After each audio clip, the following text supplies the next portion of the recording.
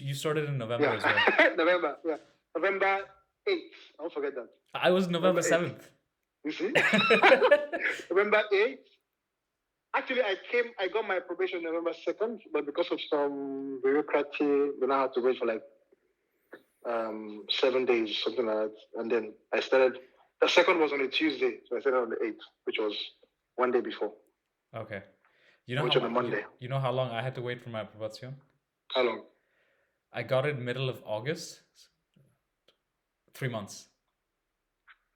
Why was it long for you? It was like, I think the people that were working there, the person responsible quit, and then someone didn't come in, and there was like some communication problem with the Or maybe it was because of you started in Czech.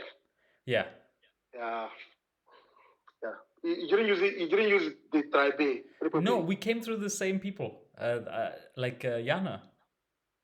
Ah. Yeah. She is. Don't. I'm gonna post this later. No, keep it clean. That's true. Like she is funny. Yeah, but she told me actually. She told me because I didn't do the hospitation in this hospital, right? So Okay. Some people you knew like Ruben, Heber, and Yeah. I they knew did Ruben. Yeah. hospitation like 2 years ago or something. Yeah. And I then knew they knew Ruben. you, and she told me, like Jana told me that there's a guy called Sukah, and I was Yeah. like, okay, and I didn't because no one called you that in the hospital, and I had Okay. no idea who Exactly. you were. So I She saw told you. me to. Yeah. I saw you, but I didn't recognize who you were. So it's like for the longest time, I had no idea. I thought there was another guy, Mhm. and then you were already in the Notaufnahme at that point, right? So you weren't off the station. Yeah. Exactly. And then I think it was then I now saw you and I was like, because she told me that there was someone, one Sajid, but but that's it. She was giving me your phone name, not Yeah. the nickname. Yeah. So me, I didn't say any Sajid. I was saying. So maybe I was thinking maybe it wasn't in a, maybe it was anesthesia. So like I don't say I told her there's no Sajid in the intensive in there. She was like, there's a Sajid there. I should check and also help with the process. I was like, okay, no problem. So I was like, I went to some. I told some guys. I was like, there's a guy that came from Agonis.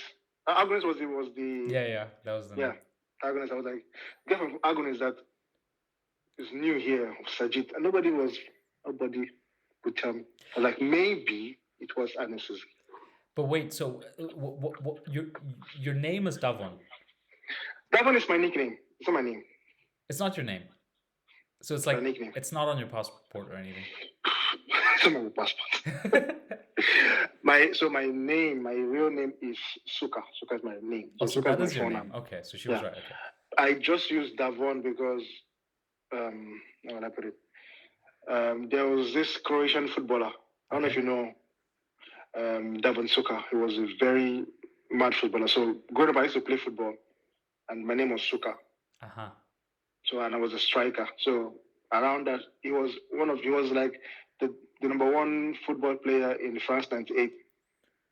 Yeah, from Croatia. So it was one day one guy just said, "Oh, Davon Sukah."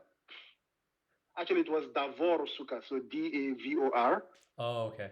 That was but the Sukah was also Sukaker. Mine is Sukah. Yeah. So it was when I came to Europe, and then I was like, you know what? I don't have any. People are having nicknames. It was like peer pressure. I was like, okay. I remember the first time I gave myself Michael.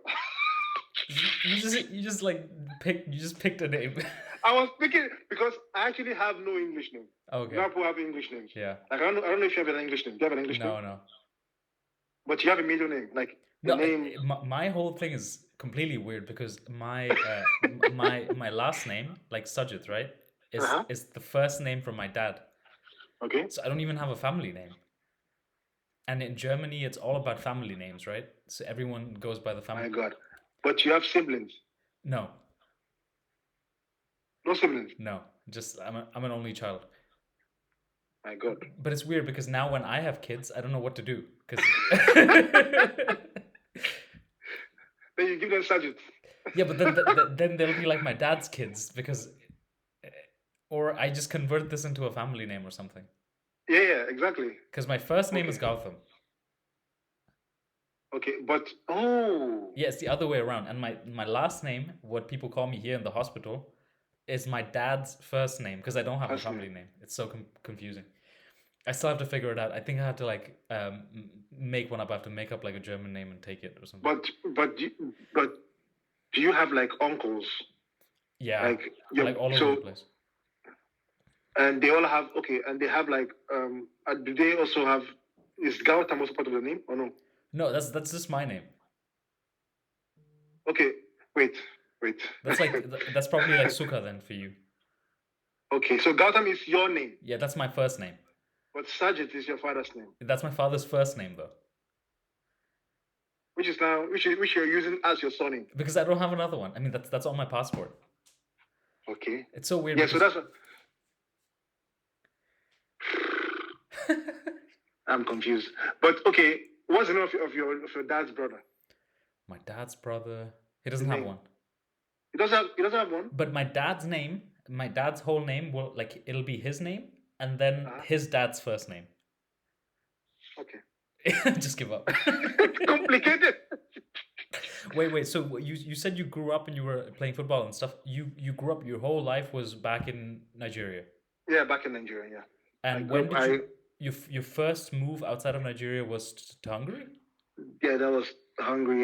I think I was 17 or 18. I think. Damn. Yeah. Okay, so same as me. I moved when I was 17 as well. So you moved Yeah. directly from Nigeria to Hungary. But how did you even figure out to go to Hungary? Like you knew you wanted to do Yeah. medicine? That was. It's a long story. It's a very long story. So I think that's why I keep on saying like sometimes you have to be blessed in life. For sure. You have to be ready for opportunities in life, and you also have to be brilliant or smart. If you have these three things, then the goal, the sky is just a starting point. So the story is, I am the first of three, and growing up, my dad put so much pressure, put so much emphasis on studying. Like we were not so rich, but he was one of the smartest guys I knew. So I can remember growing up, and he used to see books in the house. I used to read a lot of books from him. I knew a lot of current affairs. You know how growing up, the president of Yugoslavia, president of this one, countries and the capitals. You can call like even up to now. I know some. If you I know Belgrade is in Serbia. I know like some places. I've never been there in my life. There used to be a thing, right? Like for Indians as well, GK. They used to call it GK, General general knowledge. knowledge. Yeah, yeah, exactly. So I used, because my dad was someone that was always trained in education, so he had this every time. And so I remember going to school. I was always coming first from primary one. I don't know how they call it in your side, but there was a nursery school, the nursery like the kitas, Yeah. and then you now enter the primary school, and from there you go from primary one to primary six. And and in every class there were 3 semesters or 3 terms. And from that primary one, every term I was coming first. It even followed up until my secondary school. Mm-hmm. Like my record still stands in my secondary school from JSS one, junior secondary, to SS3. Every term sometimes I didn't buy textbooks, because after you come first, the school, for the next class, at the end of the school session, at the award giving ceremony, you get textbooks for the next Cool. Okay. session. So my dad didn't. So he made me see that with education, you can get anything in life. Yeah. So then in my state, there was a point came. The government, because from where I come from, we are so blessed with oil, the crude oil. So we had money. So a new government came that wanted to sponsor the children abroad to study. So they've already sent a batch before, and then this was the second batch that was coming. Mm-hmm. So a lot of people from my country applied. There were a lot of people. 12,000, I think 25,000 people applied, all for just 25 spots.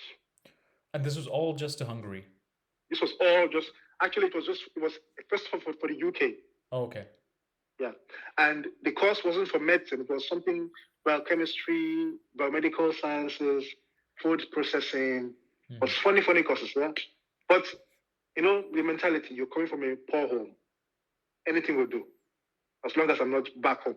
Because if I go there and I'm studying, even if I'm studying animal catching or animal rearing, I will still be earning more than what doctors are earning back in my country. Wait, pause. But when you say you come from a poor home, because give me some perspective. What do you mean? Were you struggling meal to meal? We're struggling. Yeah, no, not really struggling. No, I wouldn't say. So there's low class, middle class, and there's the high class. Yeah. So we were the middle class of the low class. Just to put it that way. Yeah. We were not in middle class, not in middle class, not in the high class. So we were not so every day we ate. There was no day I went hungry, but there were days you ate what you don't want. You still have to eat because it's there. Like you eat, like for example, you eat carbs every. Sometimes you eat the same carbs every day. But people say, "Oh, God, I went through a lot. I was going down the street selling stuff. I never sold any stuff in my life. I was never child abuse. Go around the world, go around carrying stuff in your head. I think that's like the lowest of the lowest. Yeah, when the children now begin to be used as ways of getting money. Yeah. So my dad was. We're so lucky not to get to that level. But we were really, really. We sit in a one room apartment, one room. One room for the whole family. One room for the whole family. We were three. Yeah. So imagine one room, and then we shared toilets and bathroom with other people. So you and your brothers and sisters as well? Three altogether. So it was me and my brother first of all. My sister came later. Okay. Yeah. So imagine, and it was just like my room here, 4 by I think 50 by what? It wasn't so big. Yeah, it wasn't so big. Then you have a bed. You have like a fridge. You have like a TV. The TV that you have to turn. So you have to turn. Yeah. So those were growing up, and then sometimes it rains. And then because of the leaking roof, you have to set like things under, like to catch the water. It was. So sometimes when I look at myself now, and I look then, I just laugh because I could remember how things were so terrible. And my dad always said it. He was always telling me, like, he was always saying, education will pave the way. What did your dad do, if you don't mind me asking? My dad was an accountant. Okay. And but in Nigeria, even if you're an accountant, you don't like make that kind of money or anything. Yeah. In order to make the kind of money that he could have made, he would have done. He should have gone into something illegal. Okay. And he didn't want to do it. So he was a cashier. He was paying. His job was to pay pensioners. Yeah. So he had pensioners, and then he would pay. So sometimes some of these pensioners are dead. So when they die, normally you don't have to pay them. So you can actually just take that money and write down when you've paid them. Some of his colleagues did that, and some of them would build houses, had cars. And that's one thing about life. When people that are so honest in life do not go far. People that are always looking for the cutting, for the corners that will progress. So he told me that he wasn't one of those people. Like most of his colleagues then that did it, most of them are dead now or they're in bad places. Did you understand that as a kid? Did you understand? No. When did you understand that your dad kind of chose the right way? It was when as I grew up, I also had my own part of hardship, and I saw how things were. I was like, yeah, it's always good to do right. And now I understood it. And every day, like, I am forever indebted to him. Like, he's my, I say role model. Yeah. He's my role model, someone that I can look up to. And even though he's not, how would I put it? He's not financially buoyant. Yeah. But he's someone that has principles. And his principles doesn't change. Yeah. That's powerful. And so this opportunity came up to go somewhere else, and then opportunity came to go somewhere else, and there was an exam. So then I was already in medical school. Yeah? Okay. So I got admission to medical school. Yeah, because I didn't want to study medicine actually. Yeah. Yeah, but medicine was the only option of me bringing my family out of poverty. So this is in Nigeria. You got into medical This, school. this was Nigeria. I got to Okay. medical school. Okay. Yeah. So then there was a scholarship that from the government came, and then it was open for everyone. Everyone. So I applied for it. Yeah. There were exams. So after the exam, there was a screening. So I passed the exam. Yeah. From 25,000, around 200 were called. Yeah. I think the day I got the call, I was in my campus. Yeah. And I think that was the day that I knew my life changed. Really, were you looking forward to it? Did you think that it was gonna My happen, God. or? I was, how would I put it? I wasn't looking forward to it because I felt like come on, 25,000 people. Yeah. And obviously I can't be so smart that I will be among the 200 people because it's also based on, some people got spots based on man, no man. There's something we say in Nigeria. So connections. So it's government, if government, so please help my child. Yeah. Put my child's name. Yeah. Yeah. So already, and I was a child of a nobody, so to say. Yeah. I remember when my dad got the form, I begged him to get the form. I was actually doing a practical up, and I came down, and he got me the form. Actually, he got the photocopied form, so not the original form. And originally, so that means automatically I should have been disqualified. You understand what I mean? So that's why sometimes I look back at everything. I think everything was just destiny. Some guys got the original form, and their forms were scattered. They lost it. So, but I got a photocopy of a photocopy, and I sent. And I told him. I remember that I told him I'll fill the form, and I think it was close to the end of the deadline. Yeah, a day before. I was like, I came down quickly. I told him, Daddy, I want to do this thing. I'm sure I'm going to pass this. And he gave it to me, and I filled my details, and I sent it to the board. Yeah, I'm not saying all these things that because it's not done to me that some people had the original forms weren't called for the exam. This form is, so you fill the form and then they will now call you for the exam. Okay. Yeah, so it's not as you fill the form and then you go for the exam. You fill the form, then you call you for the exam.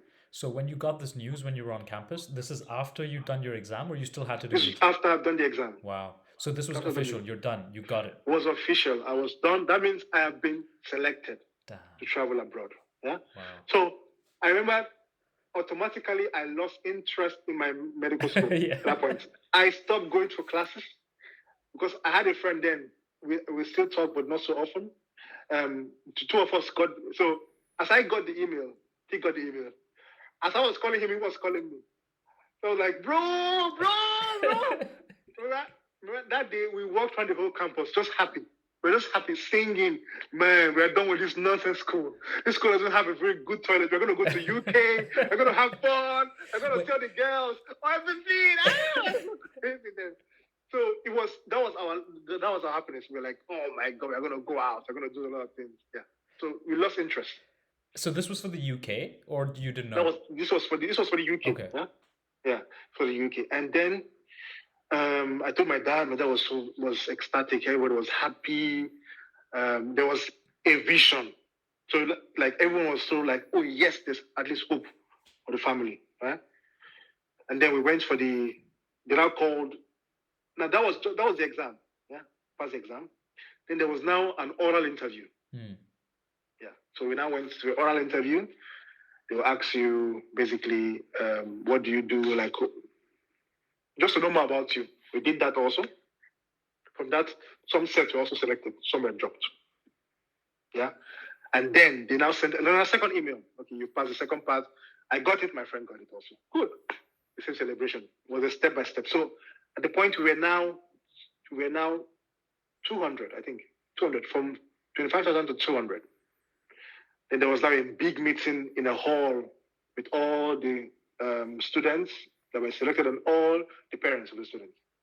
And then this was where there was now a shocker. That because most of us don't have A levels, we cannot go directly to the UK. we have to stay back, and do A-levels in the country. Oh. Yeah, because the schools in UK, they need A-level, they need GCSEs. Yeah. You need better results. You can't use your WAEC results. It doesn't count there. You can't use your WAEC results. So then my dad was like, I remember that my dad was like, why you people still say this? I was like, Daddy, calm down. If you don't mark us, you cannot mark us and say, I won't travel. Tell my dad to calm down. But like, they should have said the same. They're bringing parents here to put them under stress. I was like, it's okay. I'll do the A-levels. I'll do it. How long does that take? We did the accelerated A-levels for, I think it was 2011. From 2011 to 2012. 2011 August to 2012 of March. Okay. Yeah. So 2010 was when I got my admission in medical school. 2010. Mm-hmm. I was in my first year. Then the scholarship came 2011. Mm-hmm. Yeah, 2011. So that was when I took the exam and everything. Yeah. So it was not okay. We were going to go for A-levels. So that there was now a big decision for me to make. A-levels, I might pass. I might not pass. It means I have two things in my hands. I already have an admission for medicine, which was sweat, which I went through a lot to get. The second thing, I have A-levels, which I have to pass. Chemistry, English, chemistry, physics, biology. I have to get A stars to get medicine. Yeah? And I know. Biology, I'm good. Chemistry, I'm good. But physics, God, I hated physics. So I was telling my dad, like,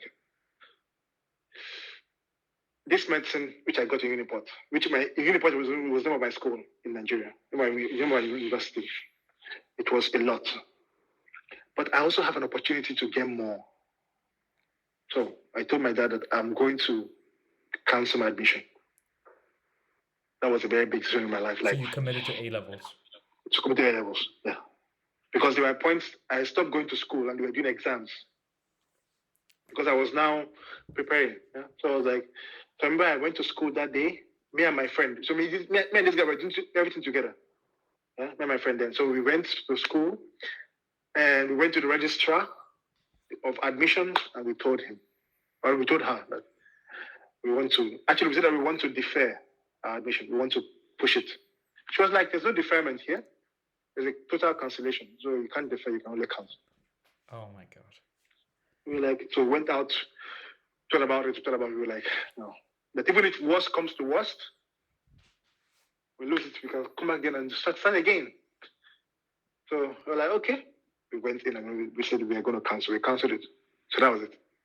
We lost our spot, everything, and then the A-levels came, and then I said, okay, we're going to send you guys to different parts of the country.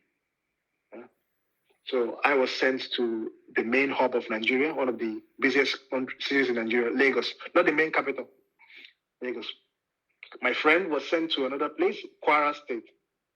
I just sent everywhere, just sent out. Yeah. And that was the first time in my life that I left my state.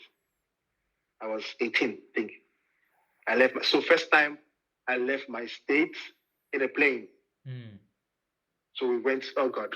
So we went in the plane, and then my dad was in the airport to see us go. There was a big entourage. You know, we were the state's treasure. So there was like an entourage, like a big buses with armored cars following us from the state government house to the airport. Because you were like the two selected people from the state. Yeah, getting exactly. This program. No, not the two. A lot of other people. Yeah, so all of us. Yeah. But some of the few. Some of the few. It was like a big deal there. It was a big deal. Yeah. So we were being driven there, and then I went to Lagos. Again, the plan was to do the A-levels, and then pass the A-level exam, and then go to UK to study food processing, biochemical, whatever. And I was okay with it. You didn't even know. I didn't even know. But I think that was the point. The point was like, for me, I was like, anything that would take me away from my country. Yeah. That would make me to become prosperous and send back money home. Wait, Yeah? did you hate your country at this time? I didn't hate my country. Mm-hmm. I just because I don't hate where I come from. I only believe that it could be better. But I mean, that's you saying that now, or did you No, feel that at the that's me. time? Oh, it's me also saying that now. Also, that time.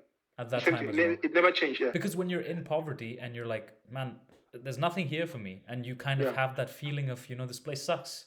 Did you Yeah. have that or no? You were like, no, I'll come It back. sucks.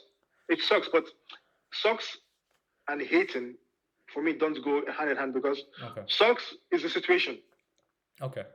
So because Nigeria, from the country, is what makes me. So everything I have, and every point I was then was because of the country I was. Because I had a big family. Even if financially we weren't so buoyant, like I said before, there wasn't a day we went hungry. It wasn't a day. So there was always family. I had a big family. Sometimes when I go to the village, I don't sleep in my house. I just go to my uncle's house.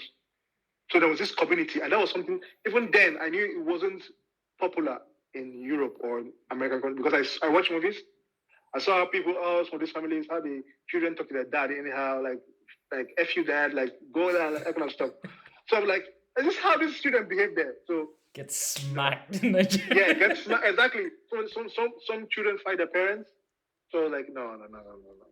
Like I love but I believe that in order to achieve what I wanted to achieve, I couldn't stay back home. Okay. Yeah. So that was the point. So because I felt like I would have been restricting myself because I knew I had a lot to achieve. I had a lot. So I believe that my life wasn't just going to be back in my country, having kids, getting married. No, I didn't see myself that way.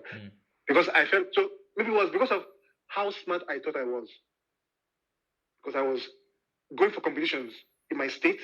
I was going for spelling bees. I was winning spelling bees from other schools. Because one time I went for a spelling bee. There was a school that wore a suit and cap. and when they came into the hall, everyone was like, whoa. They were like, whoa. And I got to the finals with one of the kids there. And they were asking questions. Spell kleptomania. Spelled. Spelled onomatopoeia. Spelled. Spelled boutique. Spell. There was a very long word so it was spelled. Claustrophobia. So I was like, that was the last one. I spelled it and I said, correct. It was a clap. I said, so, and then the guy, the person couldn't spell it. The person couldn't spell boutique. Yeah? At the end, she spelled K instead of a Q-U-E. Rookie mistake. So, rookie mistake. Wrong mistake. So that was how I won. So I think it was all of this thing. The fact that I felt like because I was winning a lot of things, I didn't see myself just wasting this in one place. And so that was one thing that it was me that told my dad that to get the form for me. Not my dad telling me to get the form. Told him to get the form that I want to do this exam because I feel like I can do it. So the A levels came and we're doing the A levels and everything. Exams, we was doing the exams. And then there was now a turning point. So this is where the medicine came in and Hungary came in. Yeah. So there was now a point where my school organized a mock exam. We didn't know that this mock exam was going to be used for something. Nobody knew. And God so being kind, the mock exam was copy-paste of a particular book I had just studied some days before. And I have a picturesque memory. I can look at something and I know how it works. Okay. Yeah. So the exam that is set for physics was something I just looked at some days ago. And I got an A star for that. The chemistry is set was something I looked at some days ago and I got an A star for that one. Physics and biology, the same thing. I got an A star, A. Yeah. Remember, it was a mock exam. Because we do this mock exam because for A levels you do mock exams. As you are pushing the exam, they want to see how you're developing, and so that when you do the exam, the main exam, they will now compare with your mock exam to see if there was like a cheating. If for example, you got a C in mock exam, you got an A star, they're going to probe. Okay, maybe there was a cheating here. Yeah, so that's what we did almost every 3 months. So it wasn't a new thing. So we knew that the mock exam was coming up. We took it. Then there was now after we took the mock exam, they now said that based on this mock exam, they're going to select a new set of people that will not be going to the UK to study food processing, whatever. They will now be sent to Hungary to study medicine. This is like some Hunger Games, Squid Games. bro, like, so, and they didn't just do it in my school. They did it also in my friend's school, my friend, which came for me, but he wasn't so lucky, so he didn't get the spot. He didn't get the medicine spot. He got another because he didn't score well. Mm-hmm. So like that, from from different states, most of my the scholars from different states, yeah. So we were now 25 from the 200 that went for the A levels. The other ones, people that didn't score well, were now sent to UK. So some of them studied food processing, pharmacy, yeah, some courses that were like, yeah, funny courses. And then those ones that now did well, yeah, were now sent to Hungary. So could you choose to say, okay, listen, I don't want to go to Hungary, I want to do the UK thing, so I'll just do the other exam, or did you know, okay, medical school, I'm going? Yeah. So yeah, because medical school. Yeah, so I wanted that one. Okay. Everybody wanted that one. Yeah. Okay. Everybody wanted it. So, and that was a better option. Everybody wanted it. So that was how things changed, and that was how the Hungary journey came. We went to, there was an institute in the state. Then we went there, did an exam also, passed the exam, and then got admission. And so you come to Hungary, and this is your first time in Europe. It's your first time outside of Nigeria, probably. Yeah. And did you come with? How many people from Nigeria came with you? 25. So all 25 went all at once to Hungary to this university. Yeah. Okay, so you had some company. You had people from back home, so you didn't feel like too lost, probably. I didn't feel like too lost. Yeah, we were not. Yeah, so we came. We came in batches. We didn't come all together at once because of the flight. They had to split us like based on available seats on the flight. Right. So I came. I think I was the second to last batch that came. We were 4 of each batch, 4. Remember coming to Europe, and then I remember I had to be reading everything because I was the leader in my group. I had to, let's move to B7, gate B7. Oh, let's move to B8. Oh no, this place. We're just moving round. No, this is not Budapest because we're going to Budapest. I remember we saw one place called Bucharest. And when I sat down, we sat down there. I was like, guys, this is Bucharest.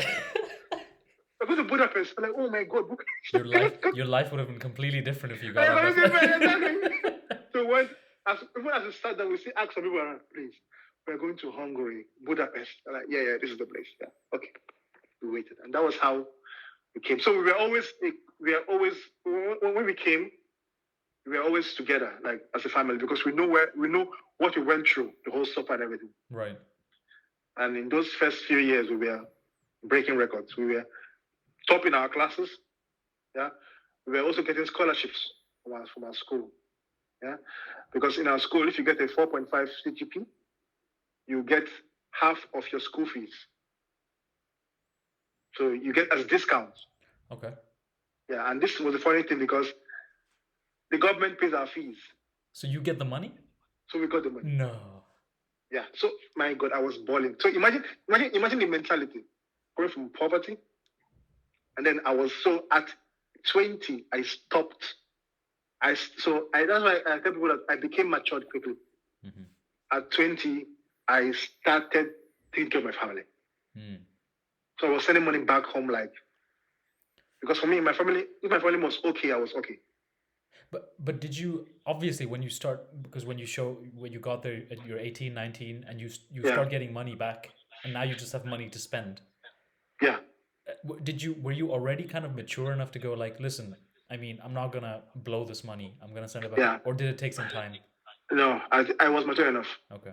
And that was something that I don't know how it came, because I met some of my friends then, even when I was, Because it's university, you know how kids are, so. Yeah, exactly. So that's why every day I pray that I have kids that will be as I was, because I was, how would I put it? I think it was my experience. Right. Oops. Lost him.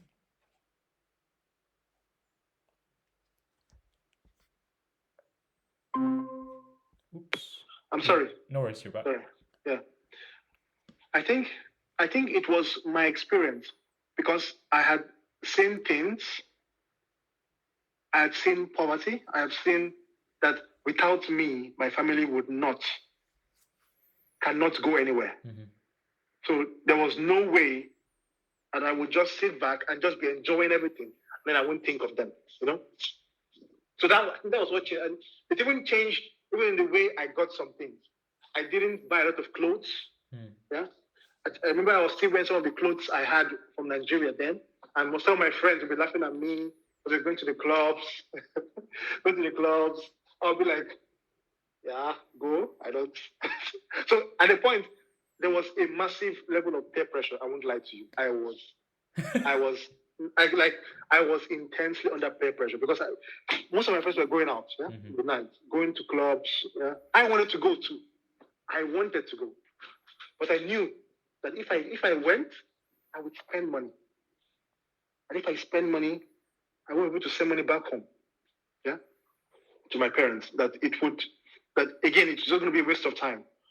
And I knew that if I misbehave with girls and I make any girl pregnant, it's also going to affect the money I send back home. Yeah? So I was always being careful. I'm not saying that I was a good person. I wasn't. I had some girls then, but it was always at the back of my mind that, okay, I have to be smart. I don't misbehave. I don't put myself in situations where there's no turning back. Yeah, you didn't let it get too far. Didn't let it get too far, exactly. So I was always being careful. I was always spending when I had to. And not because I want to impress anyone. Even some ladies that came to my life, I was like, Father, you're staying here. I'm poor. I don't have money. They're like, they tell me, oh, but your friend has money. Your friend was popping bottles. I'm like, yeah, grab it, my friend. I am different. Yeah, so I think I was in that area. I was so lucky that I wasn't so pushed, because it helped me a lot in the future. It helped me, this mentality. And did you sort of so far you never really had that calling towards medicine? You just knew that was the way to get your family out. But did you kind of like fall in love with it during the journey, or? Yeah, I fell in love with it. Yeah, because something that I think they fell in love with it came because you wanted to be better in it. So I saw medicine as, okay, in order for me to be better in this and to become a better doctor, that means to also get more money, to become more successful, I have to know this thing. So it was still the success. It was, you wanted to excel in the field. Yeah. Right? Okay. Yeah. And did you know you wanted to come to Germany during this time, or no? No. Where did you want to go? I wanted to go to the US. Okay. The US was on my mind, so I want to go to the US. And so around my fifth year, there was a big problem, and the scholarship had to be broken. No. Yeah. The scholarship ended. Oh, that's crazy, because if people didn't plan for that. Yeah, and that was the beginning of my woes. Because like I told you, so yeah, I was sending money back home to my parents. But again, at this point, my dad is now retired. My mom doesn't work. She was a full housewife. Yeah? So nothing has actually really changed a lot back home. So that means I couldn't even ask my dad to pay my fees. And it wasn't cheap, right? It wasn't cheap. Yeah. My fees then was 15,500, which was around 3.2 million naira as of then. For a term. Yeah, is it for a term? I think for the whole year. Yeah, for the whole year. 3 point something. I don't know how to. 15,500 euros. 15,500 euros. Was it little? No, I mean that's a lot of money, you know. Like if you convert, like especially when your parents are back home in Nigeria, and you said as they were living there, you came from like a lower middle class or Yeah, yeah, lower class family, and yeah. now to finance your son that's in Europe, not just the fees, but also living and all this stuff, right? Living, rent, and everything. So it was, yeah. So it was, how will I put it? That was a big problem for me at that point And you because had 2 years left. I had 2 years left, man. Oh God. I cried. I blamed the world. I blamed myself for taking the scholarship. I was saying, why did I even come to this place? Because things were so rough. Like I couldn't concentrate anymore on my studies. We now had the news that they want us to come back, all of us, bro. They want all of us to come back. We should send our passports. They'll make a visa. They'll book our tickets and everything. Let us come back. Some people went back. Some of my friends went back to study food science back in Nigeria. So like I was ready to go back, but I was waiting for the money for the what do you call it, for the ticket. It never came. Yeah, I was waiting. So I was like, you guys wanted to come back. I wrote letters, bro. I wrote a lot of. That was when I knew that I could write letters. I wrote a semi-formal letter, formal letter to the Minister of Works, Minister of Education. I met with many. I went to our embassy in Hungary. I begged. I was a so I was not made the leader. I was made the leader of the group. That's why if you check up to now, if you just go online, you type my name, you would see that I have a GoFundMe. I have a change.org. Just type Sukah on Google. You're going to see. So it's going to be there forever. We made change. We made petitions online to beg people to sign. Yeah? To sign. What year was this? That was 2016, 2017, 2018. Okay. Yeah. Around this point. So sometimes when I type my name and I say, I just laugh. We made everything. So my image is there, my picture is there, our names are out there, all of us. Yeah. So we were going around. More like I was going around because I was representing the guys. Yeah. I was going to Budapest because my school was in Debrecen, another state, another little city in Hungary. We went to the embassy. Because the main issue why it was stopped was because a new government came. And this new government was an opposing government of the former government. Mm. So the new government now thought that most of the students that got the scholarship were were family and friends of the former government. Mm. So, and they forgot that there were some people that actually had no relationship. Some people that were just lucky to get the scholarship. And because of this, they thought, okay, let's scrap this whole thing. That, it's a waste of money. Why would we send the students abroad when we have better schools here to teach them? Blah, blah, blah, blah, blah. Let them all come back. And at that time, there was a time when the financial economy changed. At that point, was 2016, 2018. A lot of people, it was an economic problem around the world. So it affected the whole economy. Yeah, which we understood. Mm-hmm. Which we understood. We were like, okay, we understood. We also told them that we as students, we have been able to give them some discounts based on how smart we were. They didn't have to pay the full amount of money. Even our school, knowing that we were hot cakes then, they wrote a letter to our government saying that the government doesn't have to pay now, that they can allow us finish. Mm-hmm.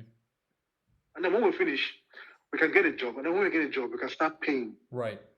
I'm telling you how the school was thinking. Yeah, but that's a great offer. Wow. That's a great offer. Yeah, but our government was like, no.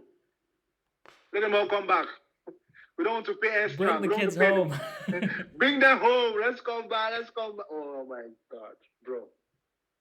I think that was one of the worst times in my life. That was when I started having my eye issues. Because I was always looking on the screen, looking at what is happening in the state, trying to read, trying to find out more, because I couldn't believe.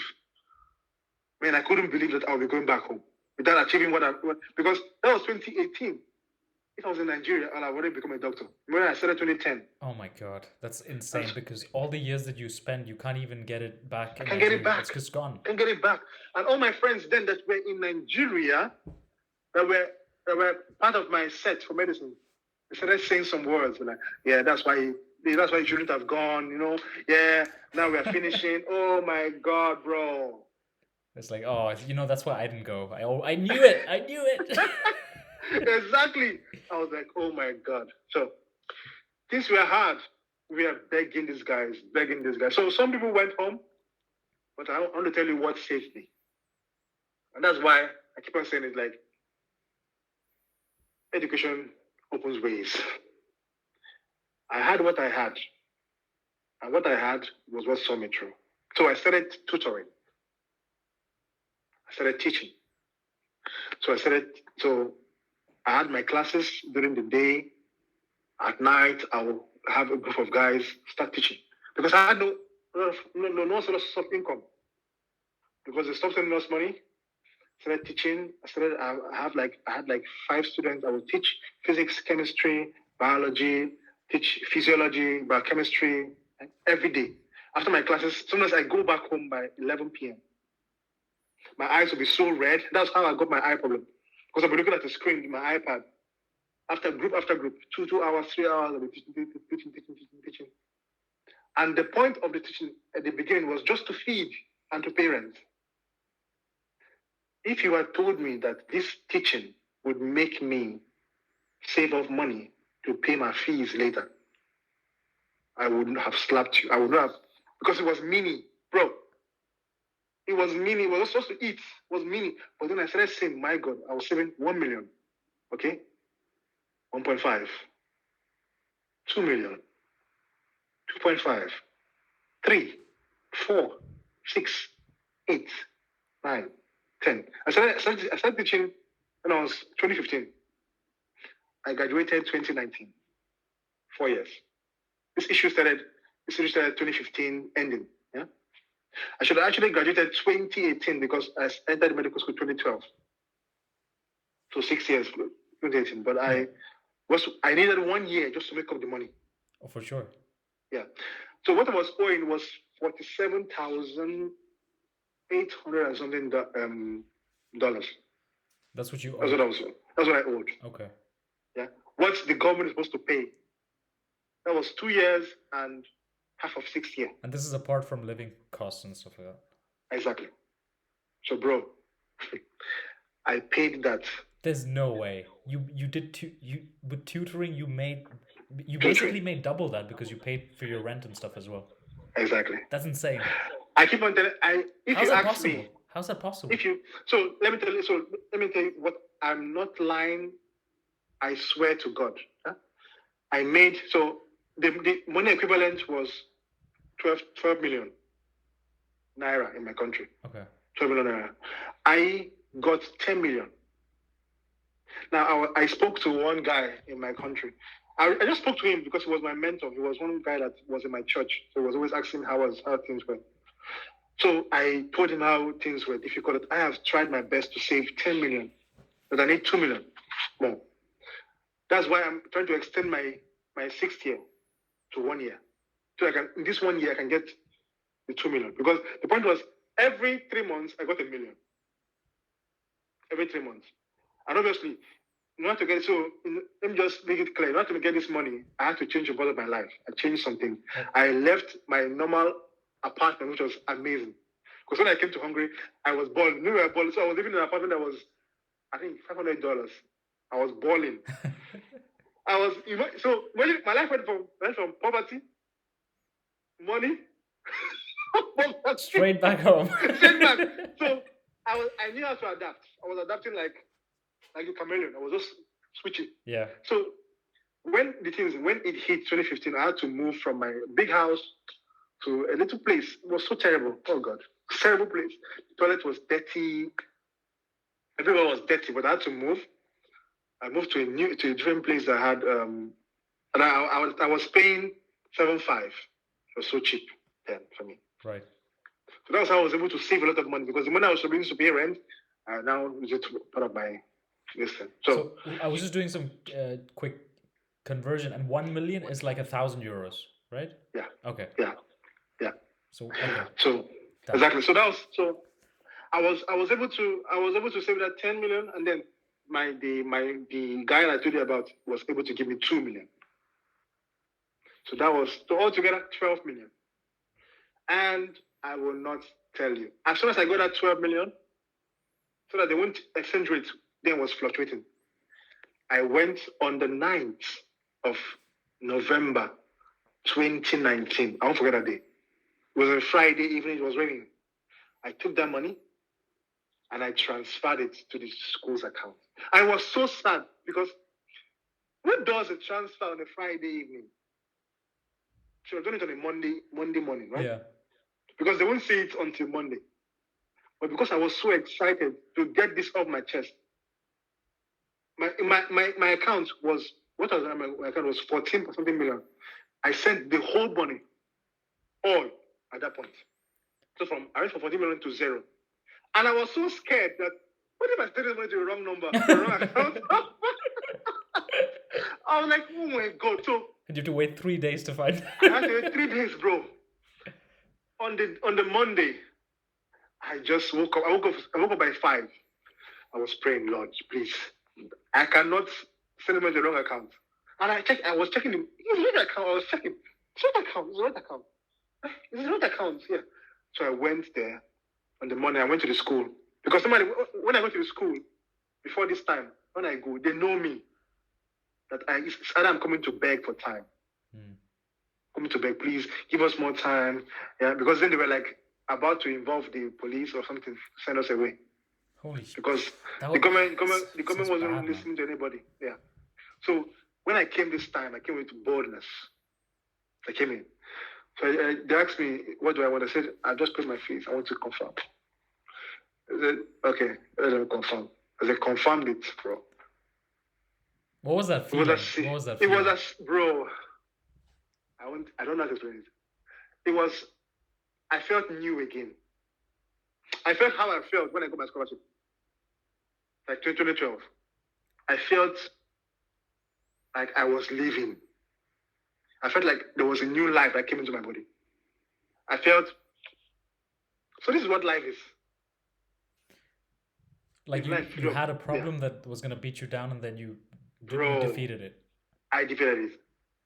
I had a problem like that was going to hold me down. And for 4 years, it was like a problem that was in the back of your mind for 4 years.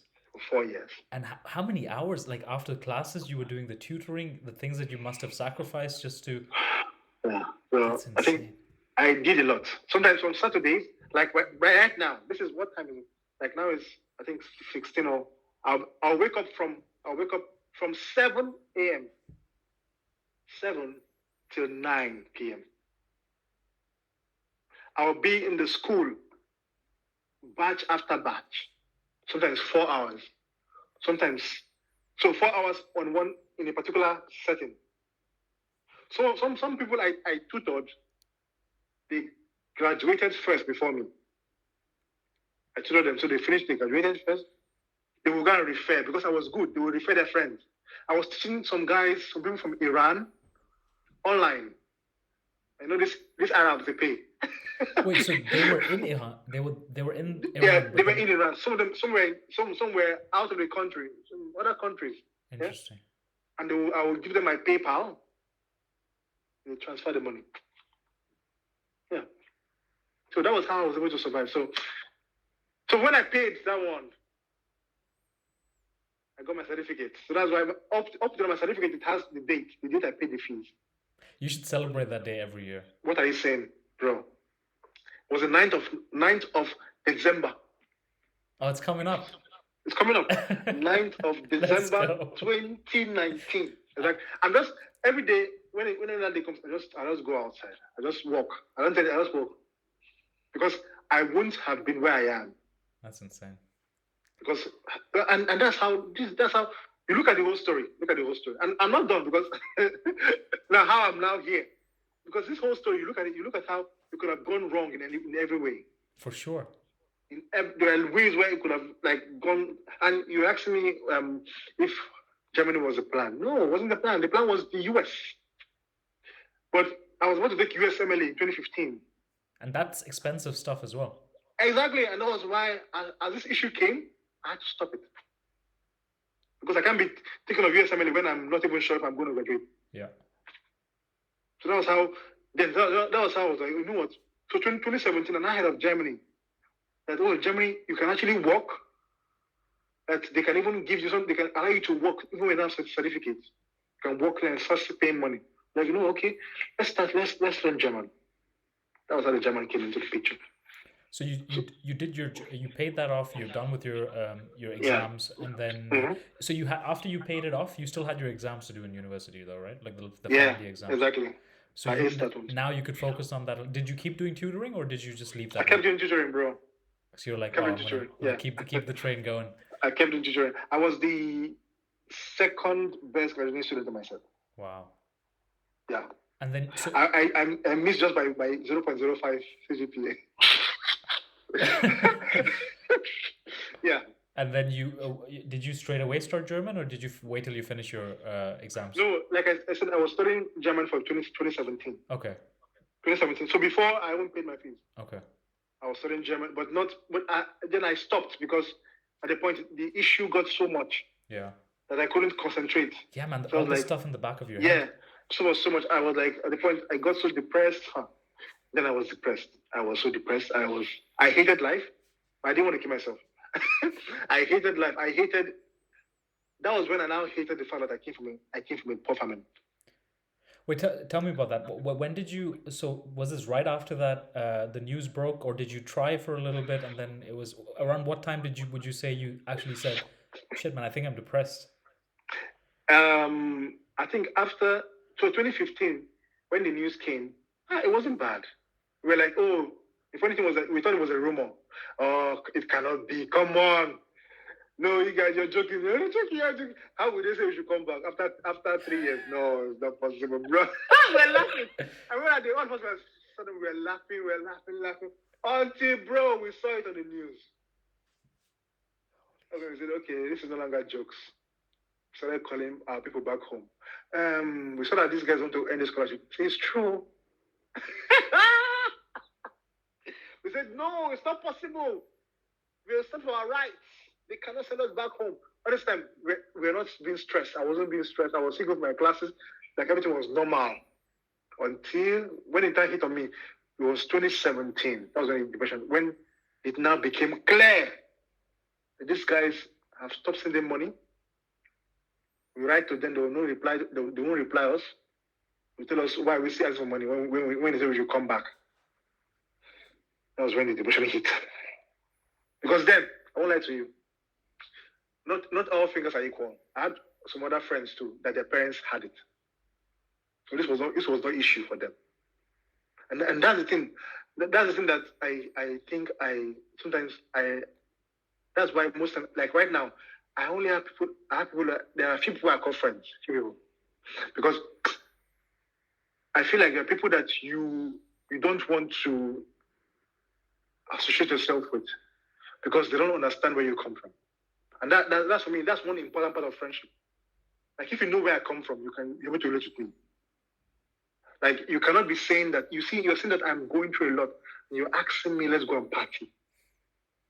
You're asking me let's go and because your parents can take care of you. It doesn't mean that I have the same privilege. It's a different language. When you come from that was exactly, and that was how I was able to. I lost a lot of friends then because I was isolated. Yeah. Because I had to focus on me. This is like life or death for you, and then this is like life or death. So I had to focus. So I broke relationship because I didn't break them because I still have some friends now that I still talk to. I didn't break them because I had to break them. I broke them because they were distractions. Yeah. Because you think that people, even these 25 people that were in the same shoes with you, that came from, not all of them have the same family background. Yeah? I think I was amongst one of the worst because I was the first child in my family, and I was the only hope. So I was the hope of myself. The oracle that one of my friend, the dad was the doctor, the mom was the doctor, was from a big family. They were sending money. So I cannot compare myself with him. Yeah, you understand? So that was one thing that made me depressed because nobody wants to be on our land. Nobody is, but you at the same time you don't want to associate. I don't like being fake. I can't fake. I can't do fake things. So the way I am is how you see me. So I will tell you this is how these things are. I cannot have a fake friendship with you. Yeah. Like I'll tell you, okay, you don't understand because I feel like people I have now are friends are people that, oh my God, they know me from head to toe. They know that, okay, oh, you could did this. Oh no, you cannot do it. No, I don't. Those are people I call friends. Like, no, it's not possible. You can't do it. People that can vouch for you, you know, they know what you can. There are people that can surprise you, right? But to a particular level, like, oh, this guy, no. I don't know him that much, but I know that he can do it. That kind of thing. Yeah.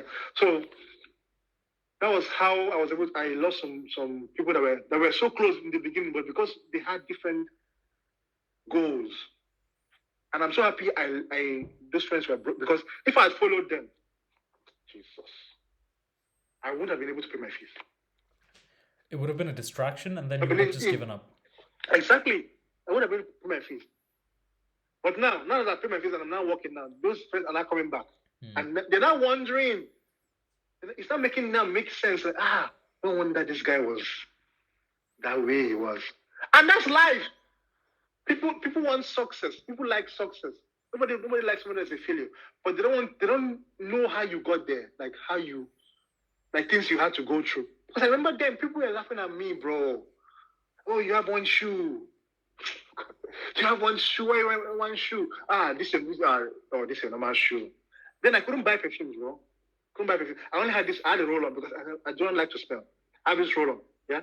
So I always apply roll-ons. Yeah? Every time. And it was always one particular time. They now knew me by that roll-on.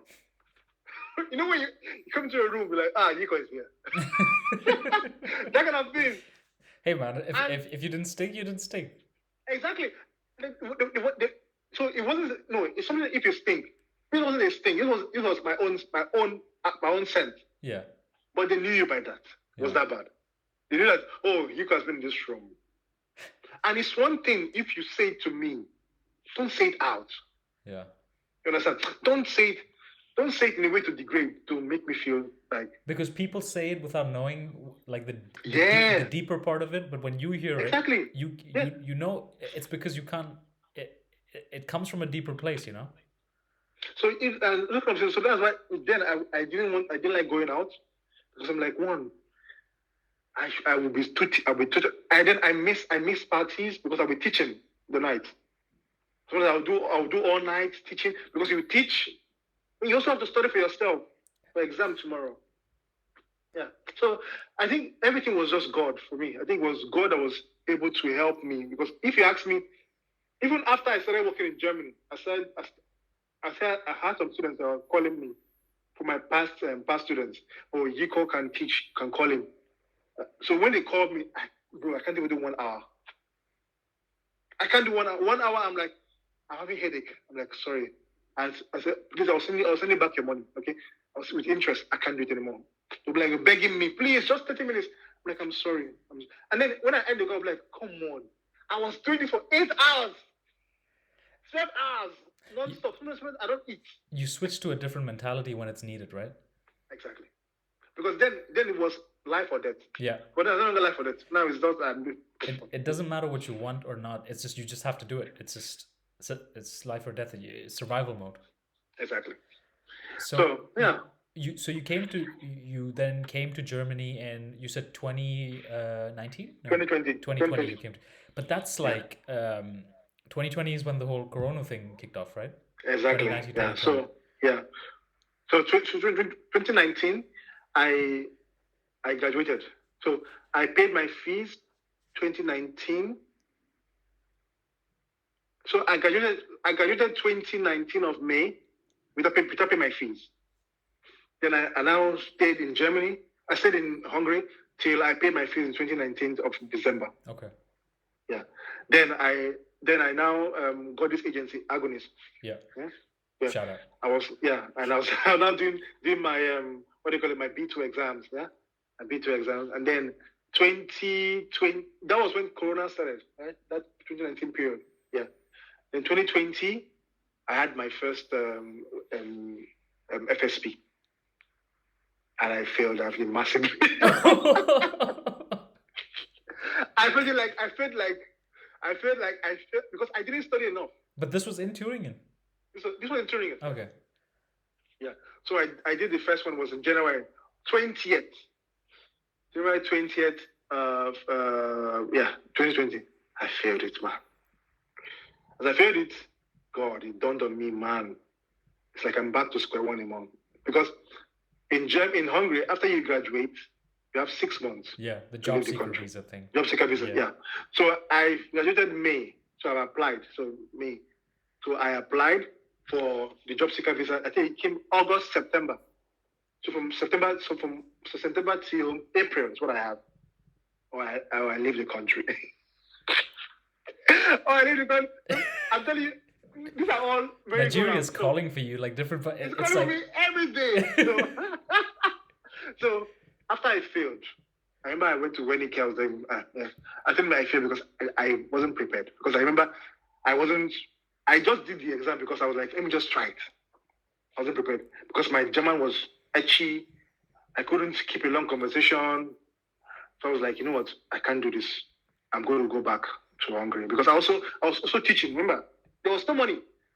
So I was teaching in between. When I was teaching, I also studying German and everything.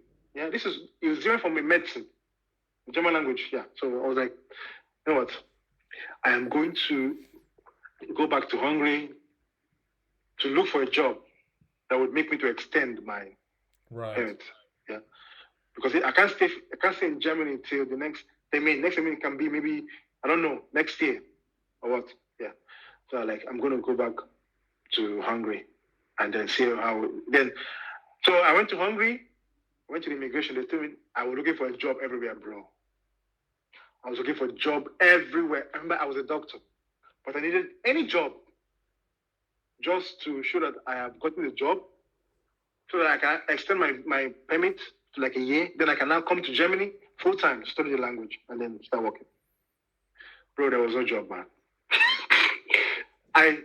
There was one night, my permit was supposed to expire on April. April was my last day. So this was February. I came back from Turingen, from Basasuken in February. Came back to my house. Yeah, I had 2 months. I told myself, okay, I have to get a job or I will be deported. I went to the immigration. They told me that yes, it's either I get a job or I go back, or I leave the country. This was Corona time. And God so being faithful, there was now a new law that all permits, everything is now not found, emergency period. That there will be no extension of this thing, whatever you have now, you can use it till the next year or whatever you want to use it. There will be no, because of the whole state of emergency because of Corona. Right. They don't want the borders to be open to go out. Yeah, exactly. At least Corona helped somebody. Helped me, man. It helped me. I went there. They said yes, that is okay. I can take my time. I said good. Then I was like, okay. That was one point. Okay, I started tutoring. Then by the side, I was still looking for jobs anywhere. Still contacting. I remember I was doing classes with this lady, the Frau. What's her name? The Frau from the hospital from Basasuken. The lady that was teaching us German. I didn't do the class. I don't know her. From the Wohnheim. From the Wohnheim. She was helping us a lot. So I was doing classes with her online. She would send me assignments. I would do it online. I would speak with her. Just brushing up. And I contacted the Frau Jana, from Agonis. Yeah, she got me a new spot in August. Yeah, I was like, okay, good. August, good. Yeah, I'm going to do it again. So I was not preparing. But that time again, remember, I was still looking for money. Because the tutoring now was now less because I had less students. Yeah, and people were struggling as well with exactly when Corona came, and people were also financially And then I couldn't do face to face. Right. Face to face was more because I could see people, I could interact, I could get more money. Because not everyone online, people can be sleeping. Oh, you can't see. You ask any question, another person will reply, no question. And I didn't love it. Yeah. So I didn't do a lot of. So then I now had a call from one hospital in Hungary. They called in Hungarian language about a job. I was like, no, I'm not interested. And I got the call. God, stupid me.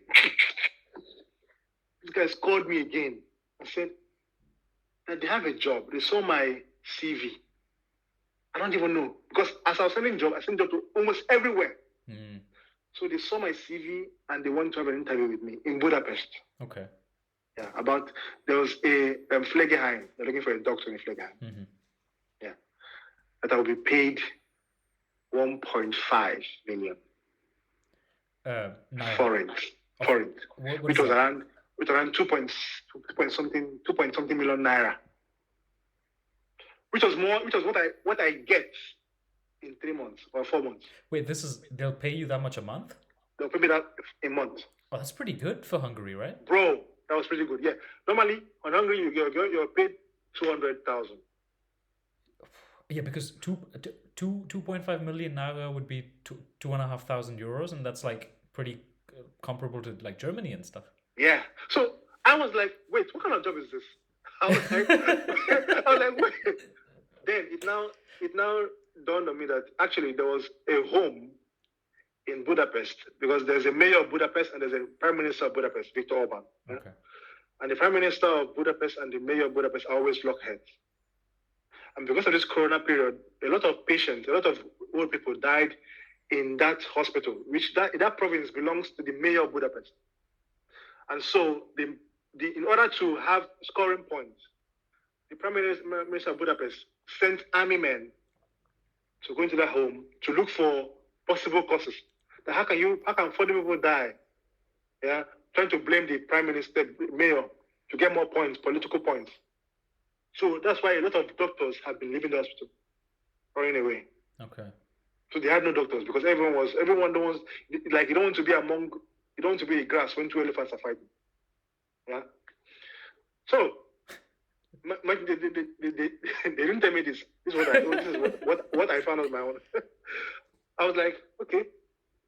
So I was like, you know what? I'm going to take a job. I'll take a job. I'll do it. My Hungarian language even though I stayed there for 7 years, wasn't so strong. Yeah. Wasn't so strong. I don't know. That was one thing I regret. Wasn't because so strong. You studied in English, but you just had to learn Hungarian to talk to patients. Yeah, just Hungarian language, right? Exactly, just to speak. So I went there, did the interview. The first day was funny. We had the Obergabe. They were talking. I was just again. Oh my God. Again. Imagine now. Also, this was around April. I remember I had the exam for German in August. Because you can't be doing two languages at the same time. I can't do languages, bro. You see me? I'll go to work with Hungarian book and my German book. I was speaking to them, so they were asking me. I'll be like, yeah, learn me. Major job. I was speaking my Hungarian. Then I'll be, oh my God. Then when I go back home, I'll be studying German. So I had no time to tutor anymore because I was getting money. So I stopped tutoring. So I was not focused. I'll go to work, study Hungarian, come back home. That means I was even less prepared for my German exam than I was the first time. Oh God. So that's how I was doing it. But then I knew I wasn't supposed to be here. I just didn't feel right. The house they were begging me to stay because they knew that I was going to Germany. Because I told them that I'm just doing this job for a part time because I want to go to Germany. Yeah? So August came. I took 2 weeks off. And I went to Turingen 1 week just to brush up. And then the next day I went on the 31st of August, 2020. I was the last person in the hall. And I passed. Oh. I remember that day I called my dad, I called my mom. I sat down on that. You know the road that was going down. Yeah. Sat down on the road. Lie down. I was like, oh God, thank God, I'm done with this. This is a new phase. I'm done with this. I can now look forward to life. Yeah. So that was it. And instead of me to go back to Frau Kamel, I said Kamel, to tell her, okay, I passed the exam, give me the contract, sign so I can start working. Remember, that was August. I went back to Hungary and I started flexing. Remember, I had a job 1-5. I had a job 1-5. I was in Hungary. I was balling. I was now on a high level now. Huh? I was that high. We back. I was We back. We back. I was balling. I was going out every day, every Saturday. And I was going for parties, going out, balling. Like my rent was 125 in Budapest. My house was amazing. My house was furnished. Yeah, I don't spend close to 200,000 a month because I cook. I do everything. So I was looking for fun activities to do. Nothing. So then that was when I started also sending money back to my parents.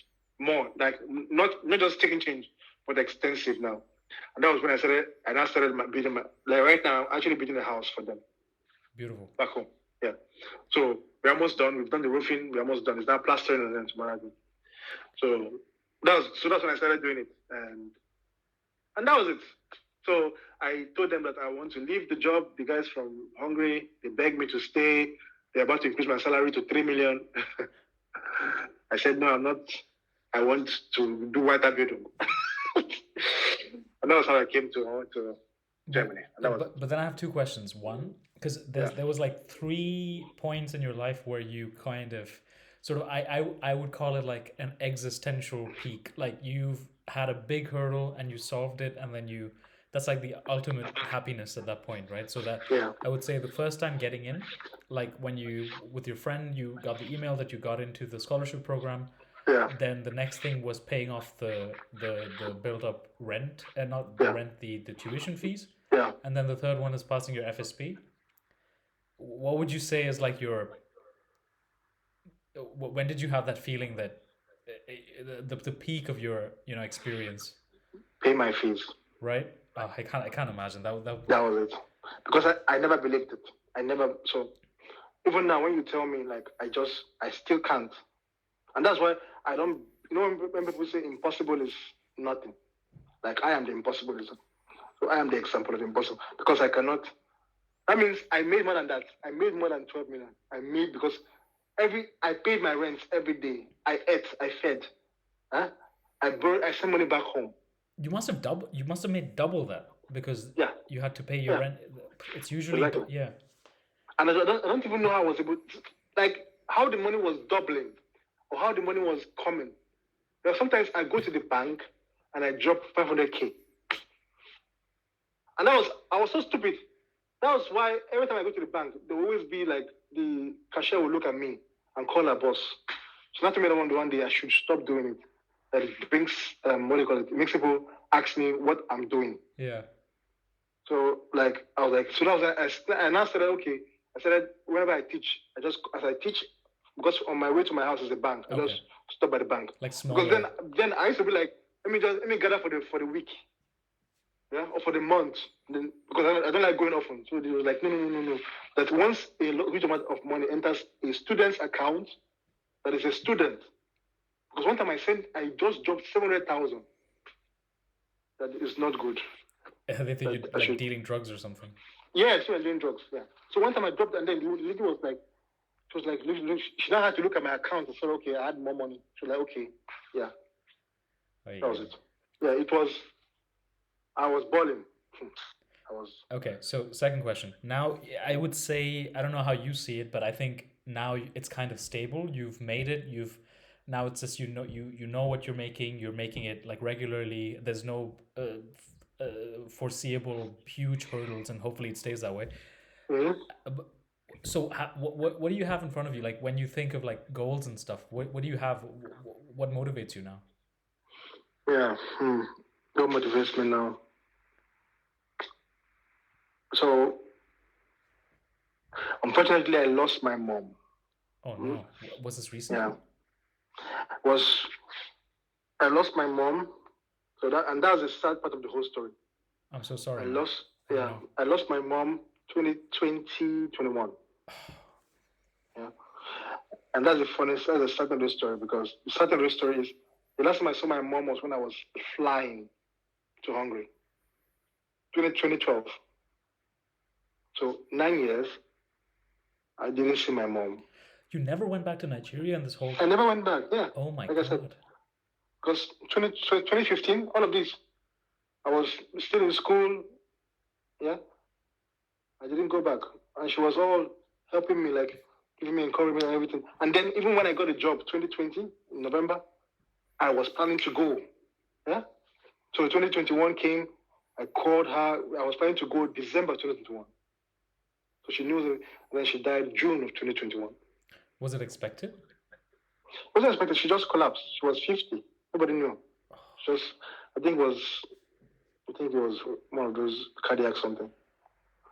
She was healthy. She was not on any medication. So that is my only regret. That is one regret, that because she didn't see. Yeah, she saw the house I was building. She was always going there to check it, but she didn't enjoy it. Yeah, so that made me see that this life.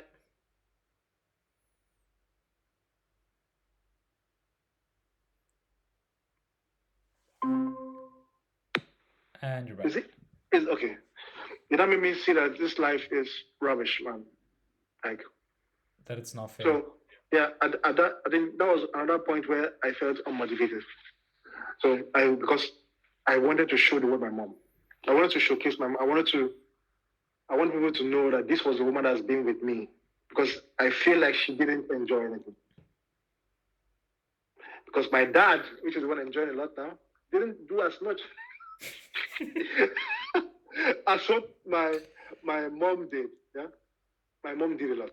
My mom was my person. No one else is a person. My mom was someone that I would call. She would just tell me one thing, just, it's okay. Everything will be calm. Yeah? But when she died, that was when I wanted to kill myself. I've never had this feeling of killing myself. I've never felt, like I told you, that the highest point of my life was when I paid that school. The lowest point was when I lost her. Up to now. Like, I've never seen anything lower than that. Like, I've never had feeling of, it's like you lose purpose. I've never felt like at the point where you have no purpose. There's no purpose of living. Yeah, she's not my wife, but she was my mom. But I felt like as I lost her, because I wanted her to feel that all the effort she has put in for me wasn't in vain. And she didn't. Yeah, I sent her some money. She was my only consolation was that she saw a glimpse.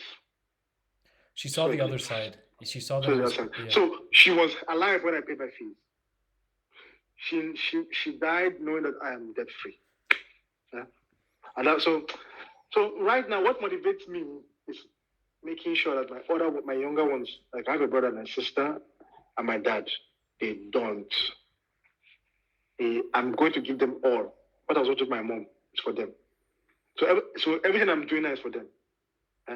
I'm hoping maybe from next year or next couple of years, I'll be done with, because I want to establish them. Because I don't like this. I'm not in support of family support for life.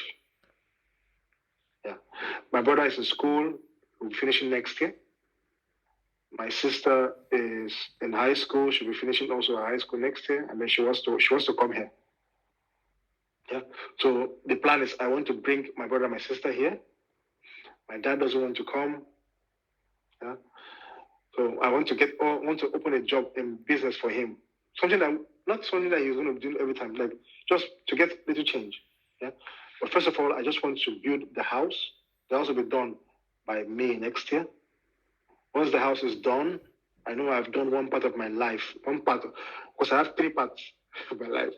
Build as my family, get married, and retire. So I'm like, build a house is one important. Once I'm done with that, I can now think of the other parts of my life because I want. That's what we just be done with this house, which I'm facing because it's not easy building a house back home in Nigeria because you send money. Most time you get a salary, you just send the money instantly.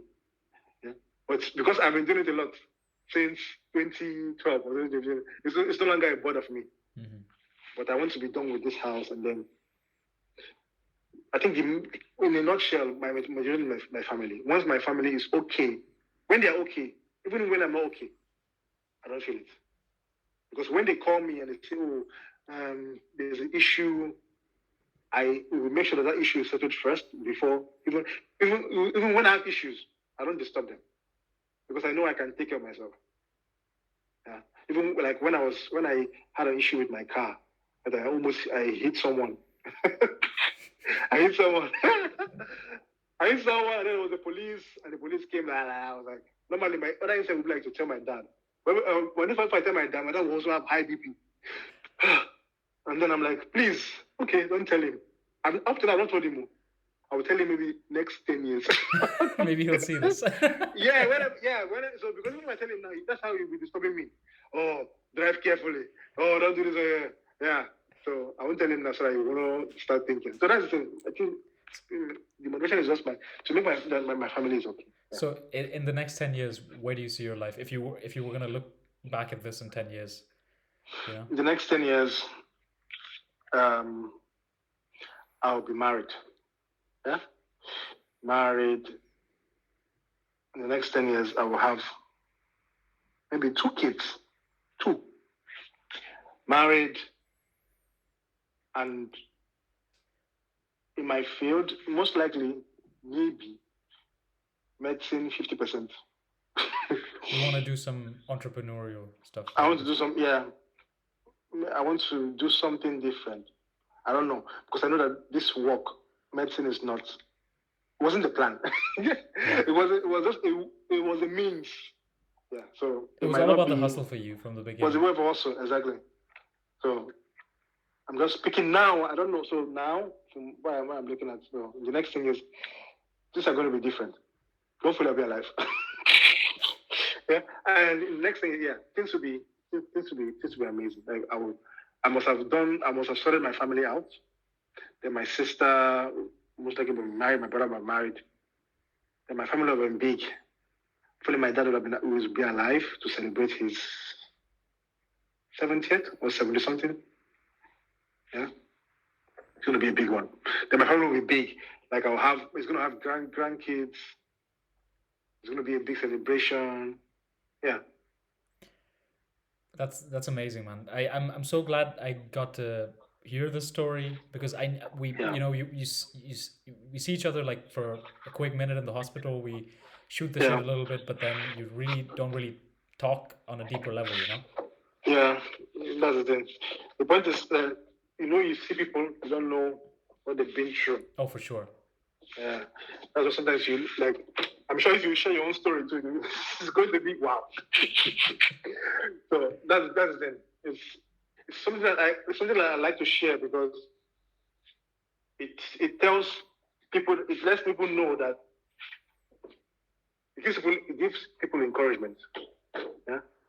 People encouragement. That's why I like doing this stuff because I just talk to people in my life that I've met, and when I think that I find someone interesting, I usually think that they have a story that I want to hear because we all go through a lot of stuff, and then if hearing something that you went through and how you handled it, maybe if I go through something similar or difficult in my life later, I've sort of kind of experienced that through you. Because you've shared that story, and now I'll process it a little bit, your mentality at that point, that kind of stuff, and we learn from each other, you know. So I think it's good. It's an amazing thing you're doing. It's amazing. It's good. And so you keep the videos or what? You keep these videos, and then what I do is I have this like I post it on YouTube, but it's like just for me because I just want a place to store it, and I want to be able to go back to it like in 10 years or something if I want to listen to it. And also if someone wants to see it, I would be able to share that. Like I could clip out, just the part of you talking about this one part of your life. And then that's like kind of stored forever, and when you're in 10 years, when you listen back to it, you'll be like, damn, that was my mentality then. That's how I saw things then. Yeah, yeah, it's good. Must say it's an amazing, yeah, it's an amazing thing. So like, how many people have you spoken to? How many people? Like a lot of you. But I started doing this like a while ago with a friend of mine that I've known for like 13, 14 years or something. And Mhm. it was just me and him just talking about like random stuff. And then I started talking to other people.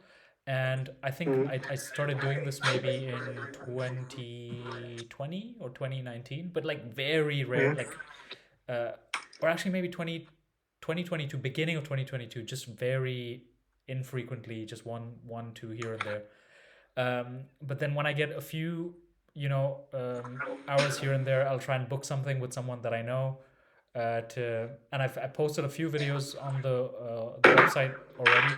Once I upload this, I'll send you the link. You can check out the video and the other videos on there. It's like just a compilation of stuff that I've done. It's not Yeah, it's not that's much, good. but yeah, I want to put more effort into it, but it's kind of like I'm not really doing this for revenue or anything, so you also No, kind of have to balance the time you you put in, you right? can actually. I think you should. I think you should, because this is how. Because how would I put it? Like this is stories. Yeah, these are real stories. Yeah.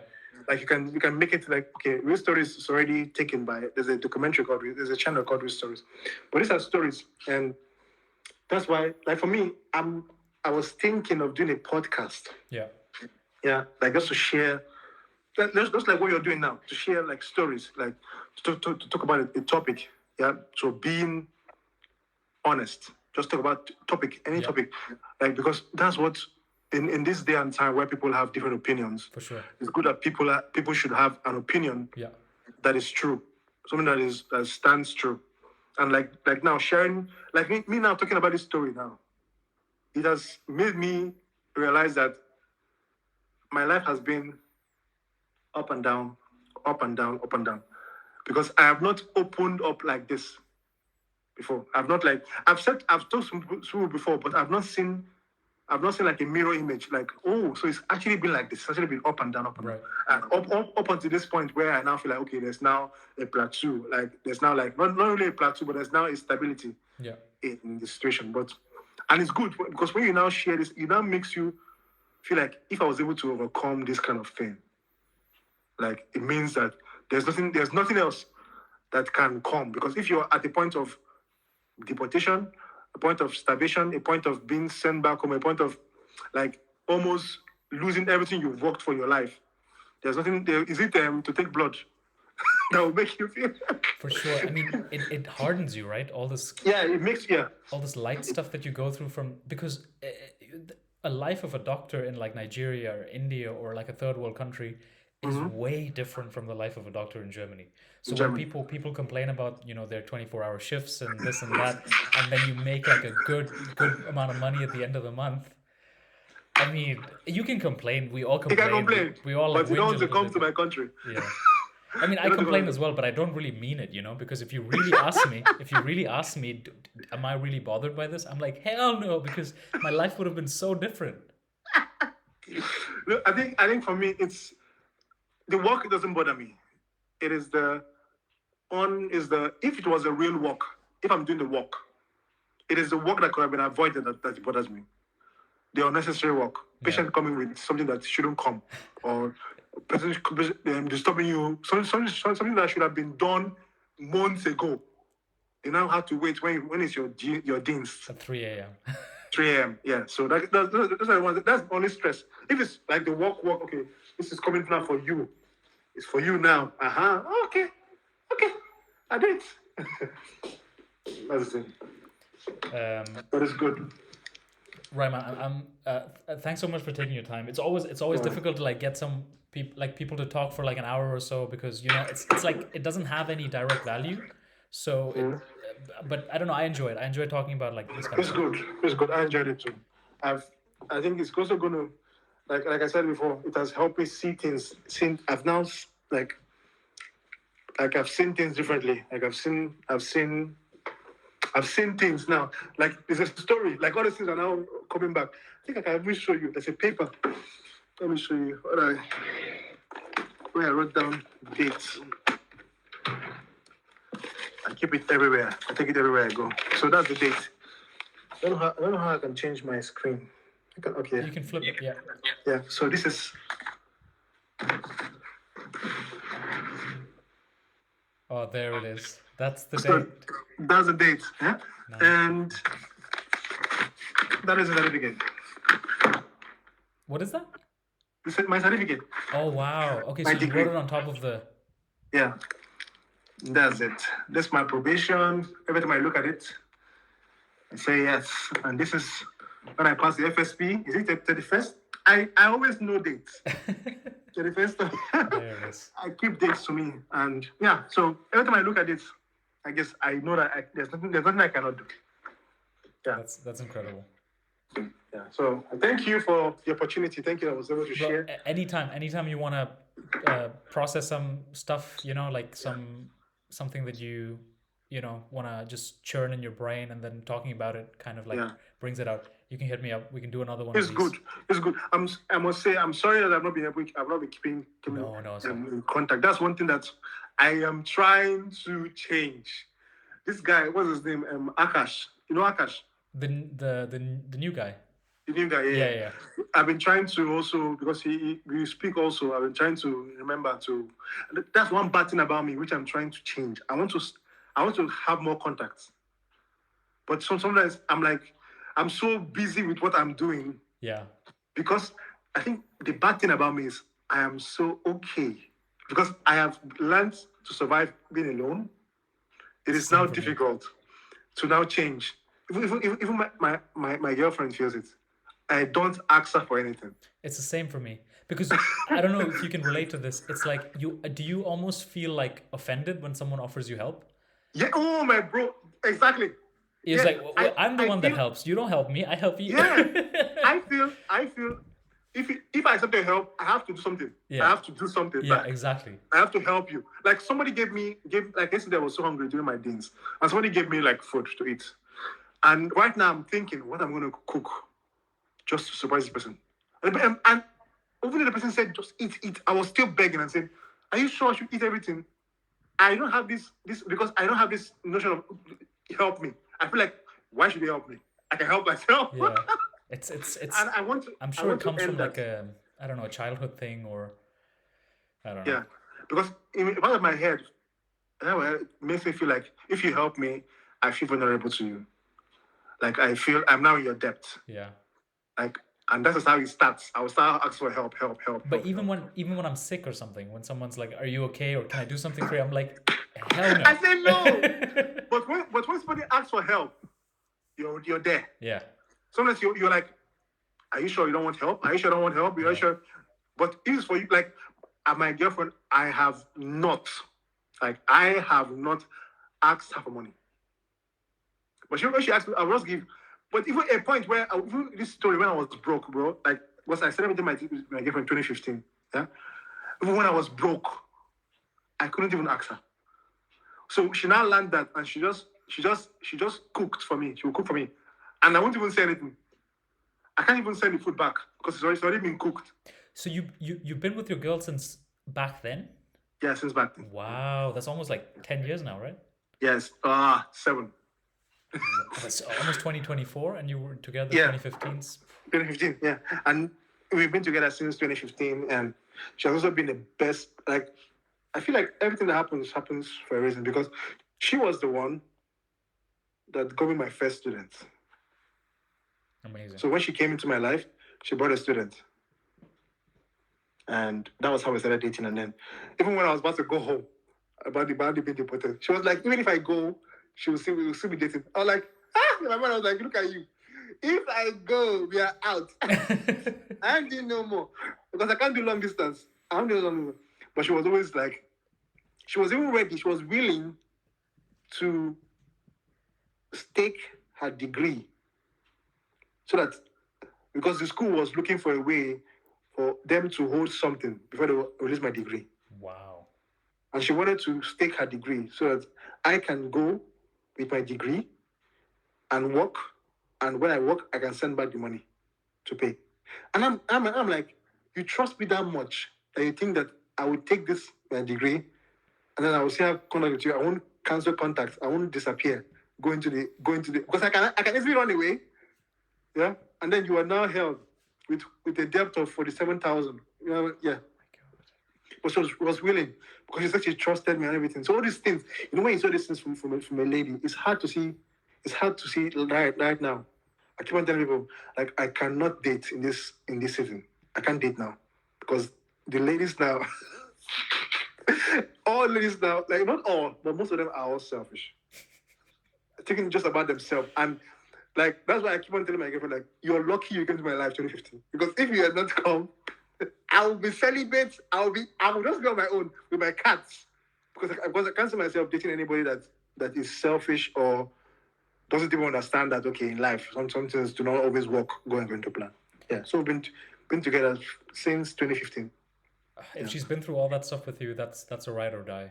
Yeah, I mean, like that's it's right, right, exactly. It's right. She's my best friend.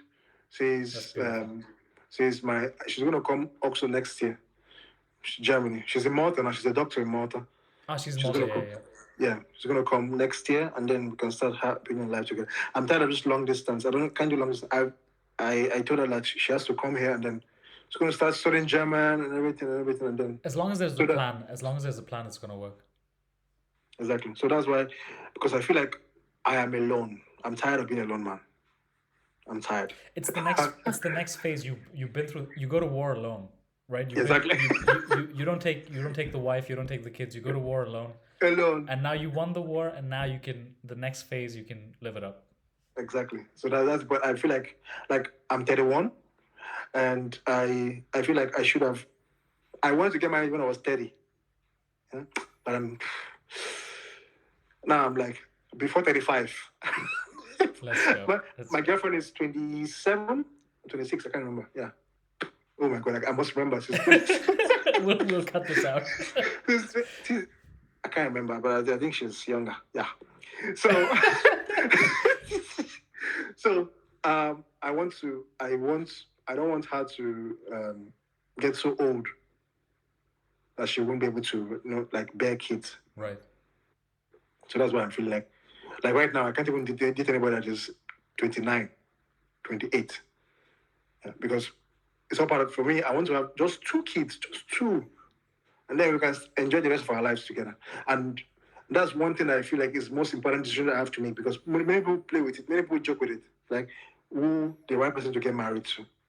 Because if you make the mistake of marrying the wrong person. Oh, yeah. Like everything, like my dad has told me, and I always take his word seriously. He has told me, like, he's so proud of me that things that even when the day I was born, that it was raining, that he has now seen why I was born to this family. And every time he says this, I'm like, he just enters one ear and goes up to the other ear because he's telling me that I'm like, I feel like this is my responsibility. Like, I cannot be enjoying where I am and not think of them because it's also going to speak bad about me. So they're my family. These are people that I was with them. We are together.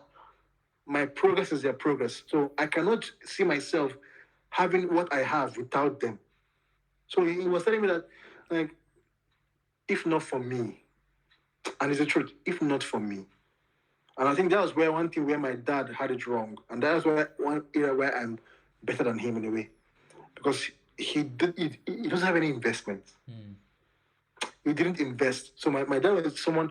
My dad is someone that he likes to show off, and that's where I am opposite.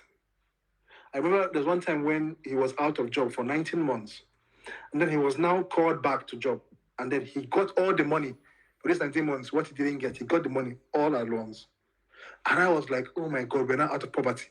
Do you know what this man did?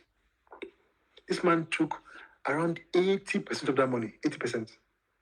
To do Thanksgiving in church. What? He didn't even use it to invest. He just threw a party. Just threw a party to show people that he has landed. Oh my God. And then I was a kid, though. I was like, I think I was 13 or 11. I was like, this man did that stuff that year. I didn't say anything. And guess what? we ended up borrowing money Oh my god. to pay for extra things that we bought for that Thanksgiving.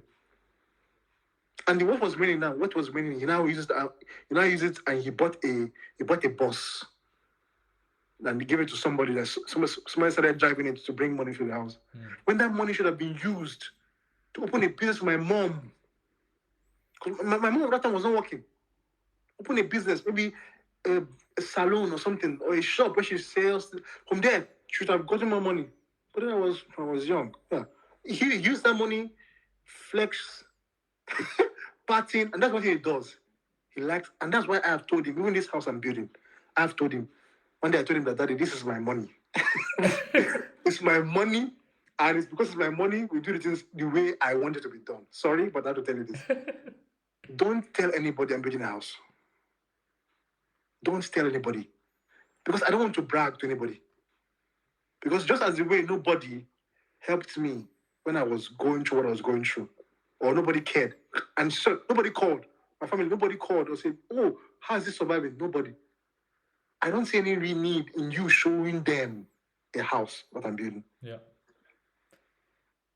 Because I'm not trying to show off. I'm not showing off this house. So why are you showing? Because anywhere that comes, you will show, oh, this is the house my son is building. I'm like, why are you doing it? Not everyone that sees it is happy with you, right? No, it's the opposite sometimes, right? It's the opposite sometimes, exactly. You know? I'm like, I don't know, people are wicked. Your son is abroad. He's earning money. There are kidnappers around. People that are wicked. Oh, let's kidnap him. His son is building a house. I've told him before, let's keep this thing low-key. But he's proud of his son. He's so proud that he wants to show people. I'm like, there's a way you can do it. Let's build the house first. Over here has finished, I hear you can do whatever you want to do, but please, yeah. So that's the guy. He likes to show. He likes to show off. He likes to show up, and that's where that one thing I didn't get from him. But every other part, his doggedness, his how he strives, his smartness. Even up to now, when I'm speaking English with him, he's correcting me. I'm like one day I was using a word. I forgot what I said. Was it tributary? He was like, it's tributaries. I'm like, sorry, sir. he studied English, so he likes to use some words, some big words. So one day I missed, and that's one thing that one thing I miss about him and my mother, because my mom wasn't so educated. Okay. So my mom would use some words. You'd be like, this woman. You use like this. You use no. My mom went to school. She got a degree, but she went to a night school. Okay. Yes, but she got that's why she wasn't able to get a job on time. Yeah. So my dad, she's trying. My mom can come outside and speak in a clear and fluent English. But when she was with my dad will be looking at her like, look at this one. What are you saying? And then they'll not be quarreling. Me and I'll be there laughing at both of them. Oh God, I miss those people. Yeah, and so that's the thing. So and that's when you marry your person. You marry. I've never seen them before. I've never seen them fight before. You've never seen them fight? Yeah. Wow. I've only seen one time that. Okay, I'll not lie. Twice. When I mean fight, how couples fight. You throw this one, I throw. That's what I mean by fight. No. But I've seen my dad hit my mom. One time when we were in the old house, and one time in the village. That was all. In the whole 30-some, or in the whole 30-something years of marriage. I think they're married. Yeah. And they always together. Sometimes my mom will be provoking him. My dad will tell me, women, just leave them. Yeah. So I think it's, in a nutshell, it's good that we are having this discussion, because sometimes you learn from people and then you learn stories and then you can now. I think I'll do it, because one thing I have a lot of things in my head that I want to share. And you only get it out by talking. You think you process it, but then only when you talk, you get it out, Yeah. Because I hate misinformation. For sure. There are people that I feel like there are people out there that have a lot of wrong information about Auslander, about where you come from. Because I'm working with some people, and some people are telling me that people from Sri Lanka and India are dirty. I'm like, how do you have that notion? Maybe you must have met people. Like, because these are people build notions, right? Mhm. Like, oh, okay, all blacks are thieves, or they are coming to do this one, or like all blacks are doing, like, yeah, that kind of notion. And this is what I hate, because people have a way of generalizing stuff. And I feel like when people talk, have discussion, not argument, discussion. Okay, this is how things are. This is how things are. People will be more knowledgeable. And this one thing, I'm just trying to find a way. I think you should do it because I think you of all people, because I follow your posts and stuff when you put stuff up, on Facebook, because I don't have Instagram. When you put up like stories or something, I always follow it because it's captivating, like you have a way of speaking that's, it's fun to listen to, plus also it makes you think a little bit, Exactly. Even there was this I was posting before some days, like I think was it April, and I was doing like a video almost every day. I had to stop.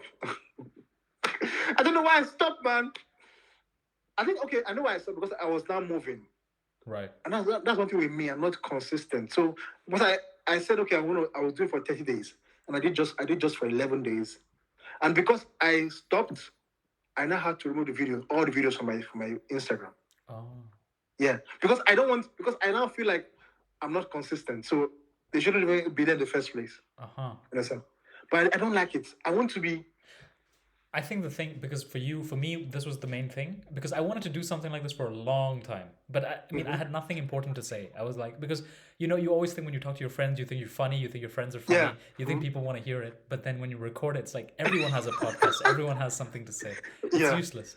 And when you're doing it for the views, when you're doing it for money, it just ends up being tacky and lame. But if you really enjoy a conversation with someone and you have like a point to do it, apart from views and stuff like that, then you're gonna put time into it, you're gonna invest into it without even worrying about what comes out of it, So I think you should just, if you think you have something to say and you enjoy doing it, and do something that puts the least amount of work into it. Like for me, I don't do like a huge amount of, I don't do big editing, I just have a few templates here and there, intro, outro, and then I just put it up. I can clip it up whenever I want. It doesn't take that much time, and that's the thing that will keep you consistent. If you do the whole 30 days, it has to be 30 days, it has to be perfect, it has to be this, it has to be that. Yeah, exactly. You get in your own way. That's my problem, because I try to find the perfect thing, perfect scenario. Sometimes I look for the perfect lighting, perfect position, perfect place. But sometimes I get words, like I just get some things that enter my head. I'm like, oh, I need to share this with some people. And I just get some new words. Like I'm like, oh, this is important for someone to hear. Oh, I get, this is new. Oh, I actually didn't see this way. Oh, I didn't see it this way. I didn't see this way. Oh, this is something that I feel like people have to learn. But then I'm like, oh, I have to go home first and then set my camera and then take my bath. And you get into it. And then I'm like, you know what? It's already too late. I'll do it tomorrow. And then tomorrow, I've lost the message. Because sometimes I always try, whenever I always try to write it down. Other times I don't get to write it down, and but I actually have a lot to say. I want to have like this like what you have now, this mic, like what you're doing now, like what you're doing now. Like I want to be doing it at least twice a week. Go for it. But my thing is, it's so stupid because you can hear me pretty good on this mic, but the problem is, I don't have any like recording audio setup or anything. So the audio that's it's gonna pick up is gonna be from my laptop mic. So the audio from me won't be as clear as what you're hearing right now. Oh, because normally, like if it's a pro and you do it properly, you will set it up so that the audio from the mic gets recorded, and then the audio from the laptop gets recorded separately. Okay. But I can only do one input, and that's gonna be from the mic of the laptop only. So like this, like things like this before, back in the day, I would have been like, oh, it's not perfect. I would just scrap it. But now I'm like, I don't care. But I can hear you clearly. Yeah, but the thing is, when you see the recording, I don't think the audio it will be clear. You'll still hear me, but it won't be as crisp as it doesn't like the mic doesn't add to it. It should. This was a gift from a friend the friend that I'm doing the podcast thing with. Okay, great. Okay. So it's just little things, like small steps over a year, because a year goes by so quick. Yeah, exactly. And if you just do it a couple of times, even that's still more than nothing. Yeah, because I feel like I have a lot to say. I have so much to share, because right now I'm even trying to work on my faith. Yeah. I'm trying to read more of the Bible and try to understand God for me, like Right. not just what I see, what people say. Yeah, and I've been reading the Bible a lot, and I've been seeing a lot of things that I growing up I didn't see them before.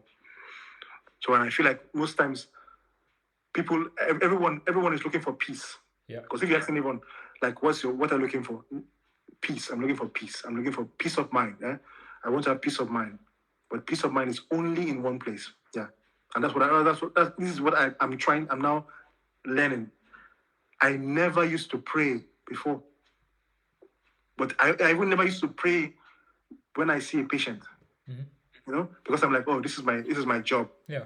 But now I see myself praying for a patient. I'm praying to know the diagnosis. Even sometimes when I know the diagnosis, I'm like, okay, this is pneumonia. Yeah? Okay, this is pneumonia. I'm like, is it really pneumonia? Okay, God, please tell me. Is there something else I'm missing? You know? Right. Because I'm not just hoping, just banking on my own abilities. I'm not looking, okay, what else? Trying to understand, like the war going on around Israel and Palestine, the war around the world. Basically, people, you need to be informed.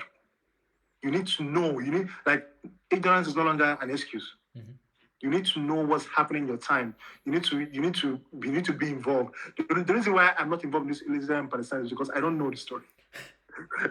I don't think anyone does. It's too good. I don't know the story because and one thing I don't want to do, I don't want to support any group. Yeah. Because they are both. Because you're forced to have an opinion, regardless exactly, of what you have to take a stand. You have to take a stand. And I don't, and then not having a mouth or having a say will not be seen as supporting right for violence. Yeah. And I don't.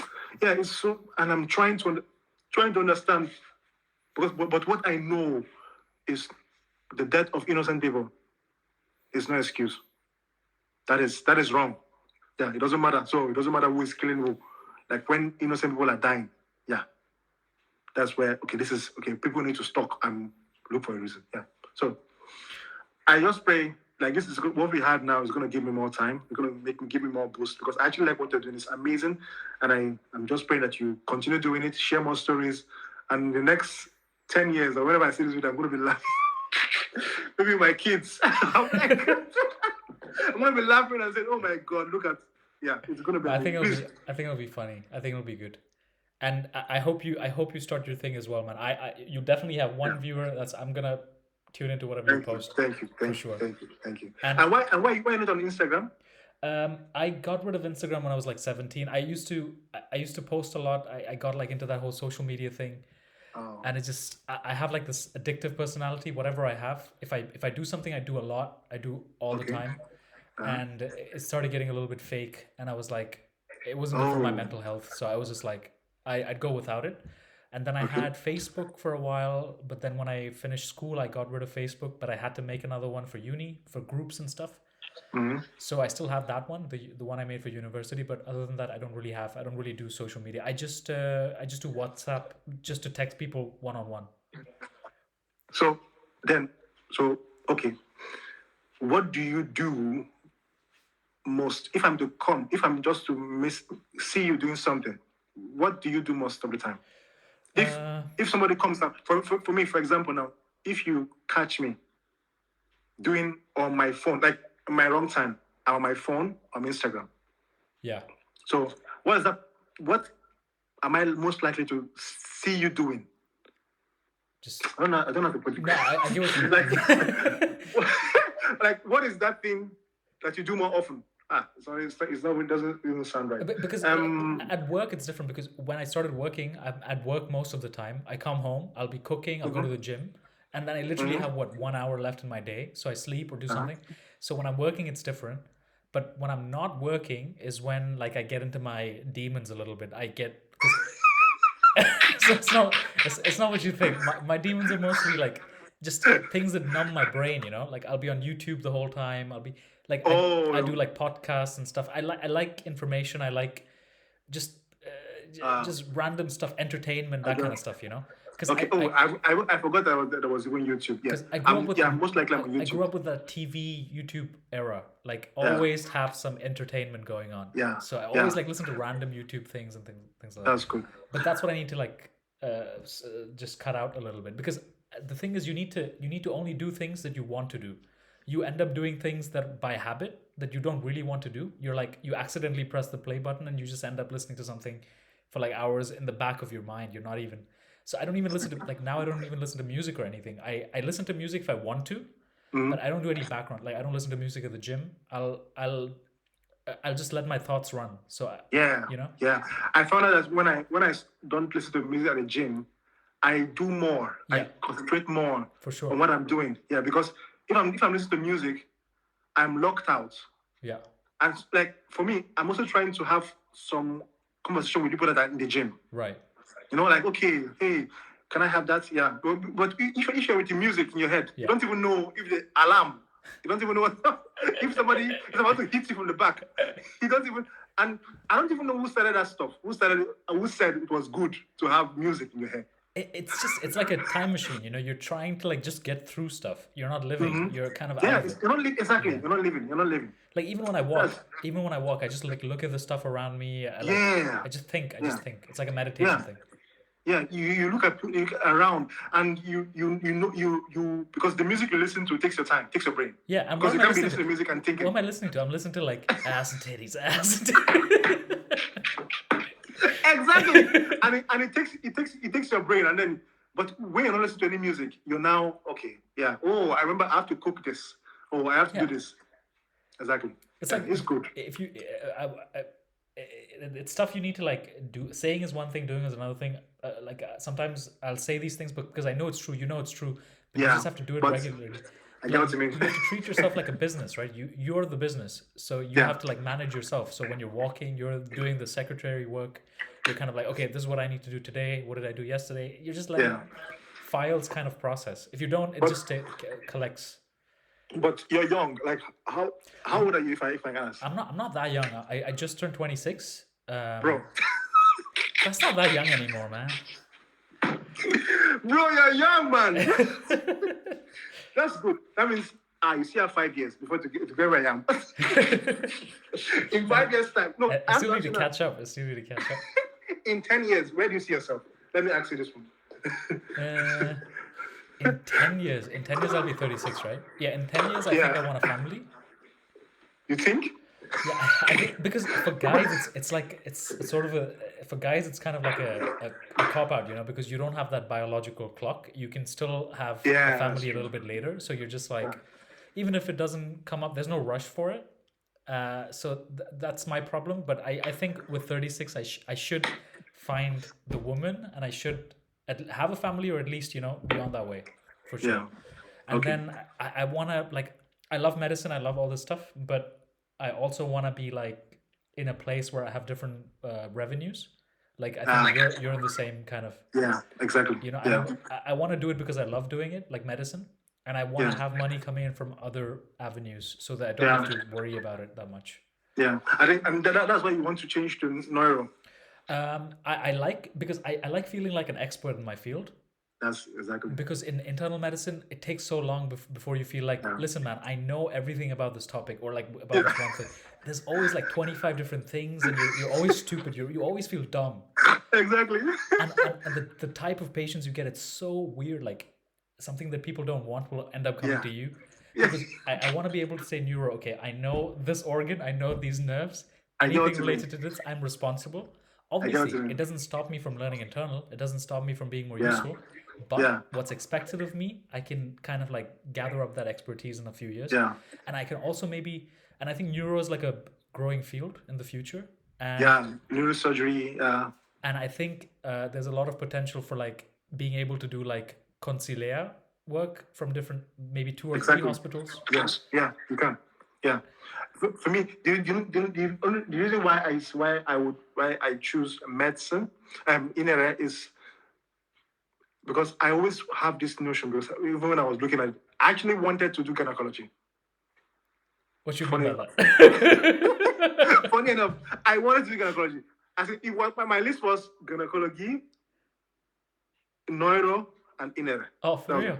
Okay. that was my list. But then, bro, on one of my hospital rotations, oh God, as I saw the child giving birth, You saw a child giving birth? no, You saw- sorry, no, I saw a woman What giving kind birth of to a hospital child. did you work in? So I was like, no way. No, I can't do this. And they had to cut the perineum. Huh? It wasn't coming out. The baby wasn't coming out. So you had to cut the perineum, like the space between the Yeah. The tent. They had to cut. And I was like, and the baby's head was close to the scissors. And I was like, what if I sneeze at that point? And I was thinking just cut to the brain. I said, no. You know what? I'm done with this. I'm not doing gynecology. Then the next one was neurology. Like neurology, in my practical here, I was like, oh my, there was a lot of things, I must say it is complicated. Yeah. Because the pathways are a lot. Yeah. You think you know some things. You see in the ponds alone is what you find a lot of things going on there. So I was like, no, this is too much for me. I cannot do it. And it controls your whole body. Yeah. So I was like, you know what? Let me focus on the body. But that is controls and not the head. But the thing is, neurology is also because one of the main reasons I chose neurology is because I hate cardiologists. And then anytime a cardiologist tries to flex, I just want to be like, listen, bro, you're working with the second most important organ. Okay? Exactly. No, Get in line, my friend. If I'm to switch, I'll switch to neuro. If I'm to switch, I won't switch to any. Some people are switching to anesthesia, switching to what else? Dermatology. I've heard that before. I'm not switching. If I want to switch, I will switch. Maybe I don't know if it's possible to have like to be a faculty for inere and neuro. I might do that maybe when I'm done. You have to do like the 10 years. Yeah, I might do that. I might. But why? You end up working as one anyway. You won't end up. That's true. So you're just like doing extra stuff. I read that there's a possibility of you working for two. Like you can work as, so you can be in one hospital. In the north of Nami, you have faculties for inere, faculties for neuro, and you're getting both cash. I mean, if you get paid for two, but then you have to do twice the work, right? I don't know. Yeah. I don't know how that works. works. But that's exactly what we do in Basasugan. Yeah, but I think who knows? Who knows if the German healthcare system is going to collapse in the next 15 years or something? That's true. Because they're paying a lot of money, and I don't know, from what people are saying, money isn't coming in, So who knows? Believe me, it won't collapse. Other countries didn't collapse. Like Germany is like the top in Europe. Hungary Hungary is like I don't know. Hungary hasn't collapsed. Romania hasn't collapsed. Other countries that are not solo haven't collapsed. It's Germany. No. Other ones will collapse first. and that's why I'm also futuristic. I'm also thinking. That's why I'm trying to invest more back home. Okay. I'm investing back home. I'm looking back home because I don't want. Yeah, it's good to look at where you are, but I know that last, I want to go back home. Last, I want to go. When I'm done with my years here, I want to go back because I know if I go back home is always where my heart will be. Right. Yeah. So I know I've never felt at home here in this place. Yeah, I have some guys, my friends around where we can go out and hang out. But there's still that missing part of home that you feel safe. That we are both black together. In fact, you are blacker than I am. We are both from the same tribe. You cannot say I should go back to my country, or you feel, or you want another doctor, or you feel like, I feel inferior to you. Yeah. What are you saying? We're both black. Yeah. But if you're here, you always feel going to the supermarket. No matter how good you look, people will still be looking at you. Right. Yeah. So you don't feel like that's why I always believe in investing. I actually want to invest back home, like buy properties, open shops, open businesses. That's why I'm thinking of also reducing my work here because I want to live a less free life. I've suffered a lot in this life. But it's good. Yeah, Nigeria's been trying to get you back for a long time. They've been trying. Yeah. No, they're gonna get me back when I'm done. As I left that country, I was like, yeah, you guys have done your best, but I'm always this notion I will go back. Some people don't want to go back, but I will go back. I will go back. Right, man. But before we go, you have to promise me that you're gonna start something. What you want to start, like whether it's a podcast or like a some kind of thing. You have to make a Okay, commitment. You have to make a I commitment. will. So, you know what I'm gonna do? I'm promising you that tomorrow I'm gonna post something. Yeah, Okay. I'm gonna post. I just pray that I receive something to post. I receive, like, I don't want you to just post because I want to post. Yeah. I want to post if I have a message. Like, I have a Yeah. message. Don't force it. Don't force it. But just make the commitment so that just put it out there. You know, whenever you feel like it. Just that sometimes, sometimes I have this thing where I feel like I'm not good enough. No one is. No one I'm now is. sounding like a girl. I'm not good enough. This is turning into therapy. Exactly. Sometimes, like, I always feel that's why so anything I put out, know that I have gone through that. I have looked at it 10 times. So my full chest is there. But I have a lot of things that I've not put out that, though they look good, but I've not put them out because I'm like, I've seen a better one before. I don't want to, but I'm trying to change because you start from somewhere. yeah. All these guys, the guys that are like the good podcasters in the world, or good videographers, or good presenters, they started from somewhere. They started posting. You have to post until you're so comfortable. For sure. Yeah, and that's what you have to put the 10,000 hours, and then you become an expert. An expert. But the 10,000 hours you have to invest first. Yeah, you're gonna be exactly. shit when you do that. But that's how Yeah. it is. So I'm because I feel I just have to. Sometimes I feel I see a lot of things online, and I want to share. I want to talk. Yeah. I want to talk about it. I want to talk, not to everyone, and that's why my Instagram is private. Okay. I don't want to reach everyone. I'm not trying to reach everyone. I'm trying to reach only people that want to hear. Yeah. Because I feel like sometimes I get messages from people that are like, oh, thank you for what you posted, right? Yeah. Messages from, oh, this is amazing. Oh, I never saw it this way. I never saw it this way. I'm like, oh, even when I was posting, like, the time I was posting some medical stuff, some people were like, oh, I never saw, oh, you give this, right? You give this, yeah. And that's how you learn, right? Yeah. Because you don't know, it might be the solution to someone's question. It might be the solution. Might be like whatever you say, man. Oh, I've been looking for this thing for a long time. Yeah, even if it's one guy or if it's one girl, guy, exactly. It's a bonus because the other people can just ignore it. Nothing happens. Yeah. You're not hurting anyone. Yeah. No one's paying you for this. And that was my problem because I'm like, it must be for everybody. Yeah. You must like what I'm posting. You must. Why don't you like it? Yeah. Yeah. But it's a wrong way of thinking. It's just for one person. Yeah. Like someone that said, "Oh, thank you. This was for me. This is how I see it. This is how I see it. This is how I see it." Even sometimes when I post like questions, I post some Bible quotes. Like some people, they were in charge. They were like, "They were like, thank you." Like I'm like, yeah, because it's how I want people to interact. So like when I post some things, I'm actually sometimes I post not because I'm posting for a question because I don't understand that thing. I'm looking for someone to help me explain. Right. Like, so what does this mean? Like when I post, like, sometimes other times I just post memes just to laugh. Like I'm like, I can't laugh alone. This is not for me. I have to post. So I have to laugh too. Yeah. So that's the thing. I'm promising you, I'm going to start. But I'm so happy for what we've done today, and it's going to give me the ginger. I'm going to start posting, and then it can be anything. It can be. And then I'll see how, because I have a YouTube channel. Oh, you do? I do. Oh, I need to find it. Send me the link. Send me the link. It's Davon's World. Davon's World. Ah, okay, cool. Yeah. So I have it where there was a video I posted which has like 3,500 likes. I did a cover of Perfect. You know Perfect? Oh, you play music as well, right? Yeah. I play music already. Yeah. So I did a cover of Perfect. Yeah. I've been everywhere. You can if you check my name online. Shit. I am everywhere. I'm everywhere. and that's why I feel like I also should be.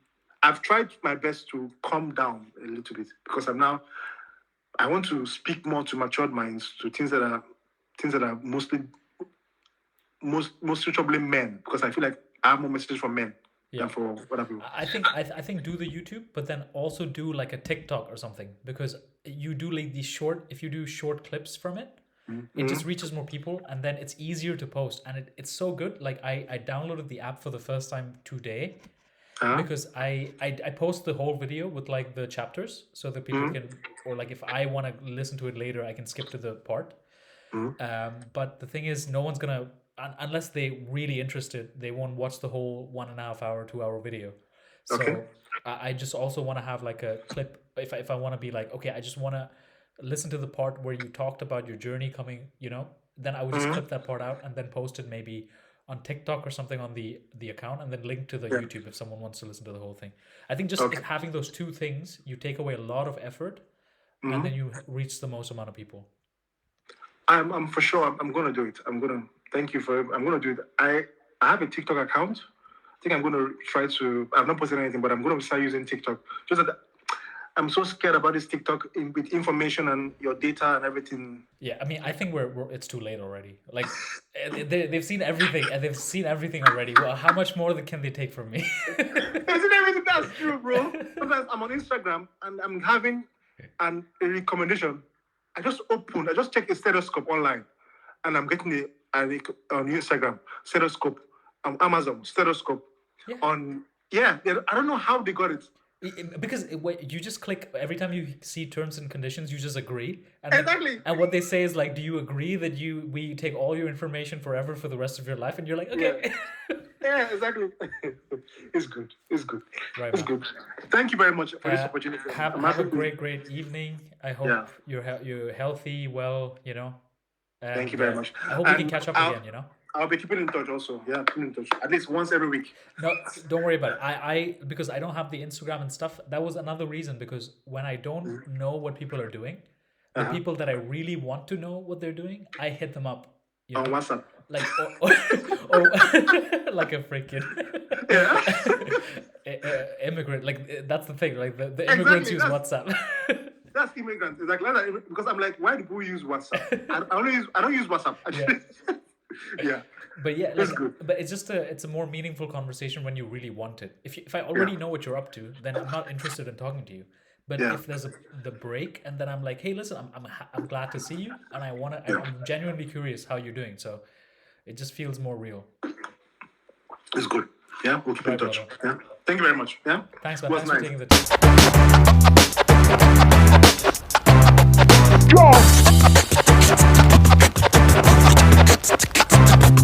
Go!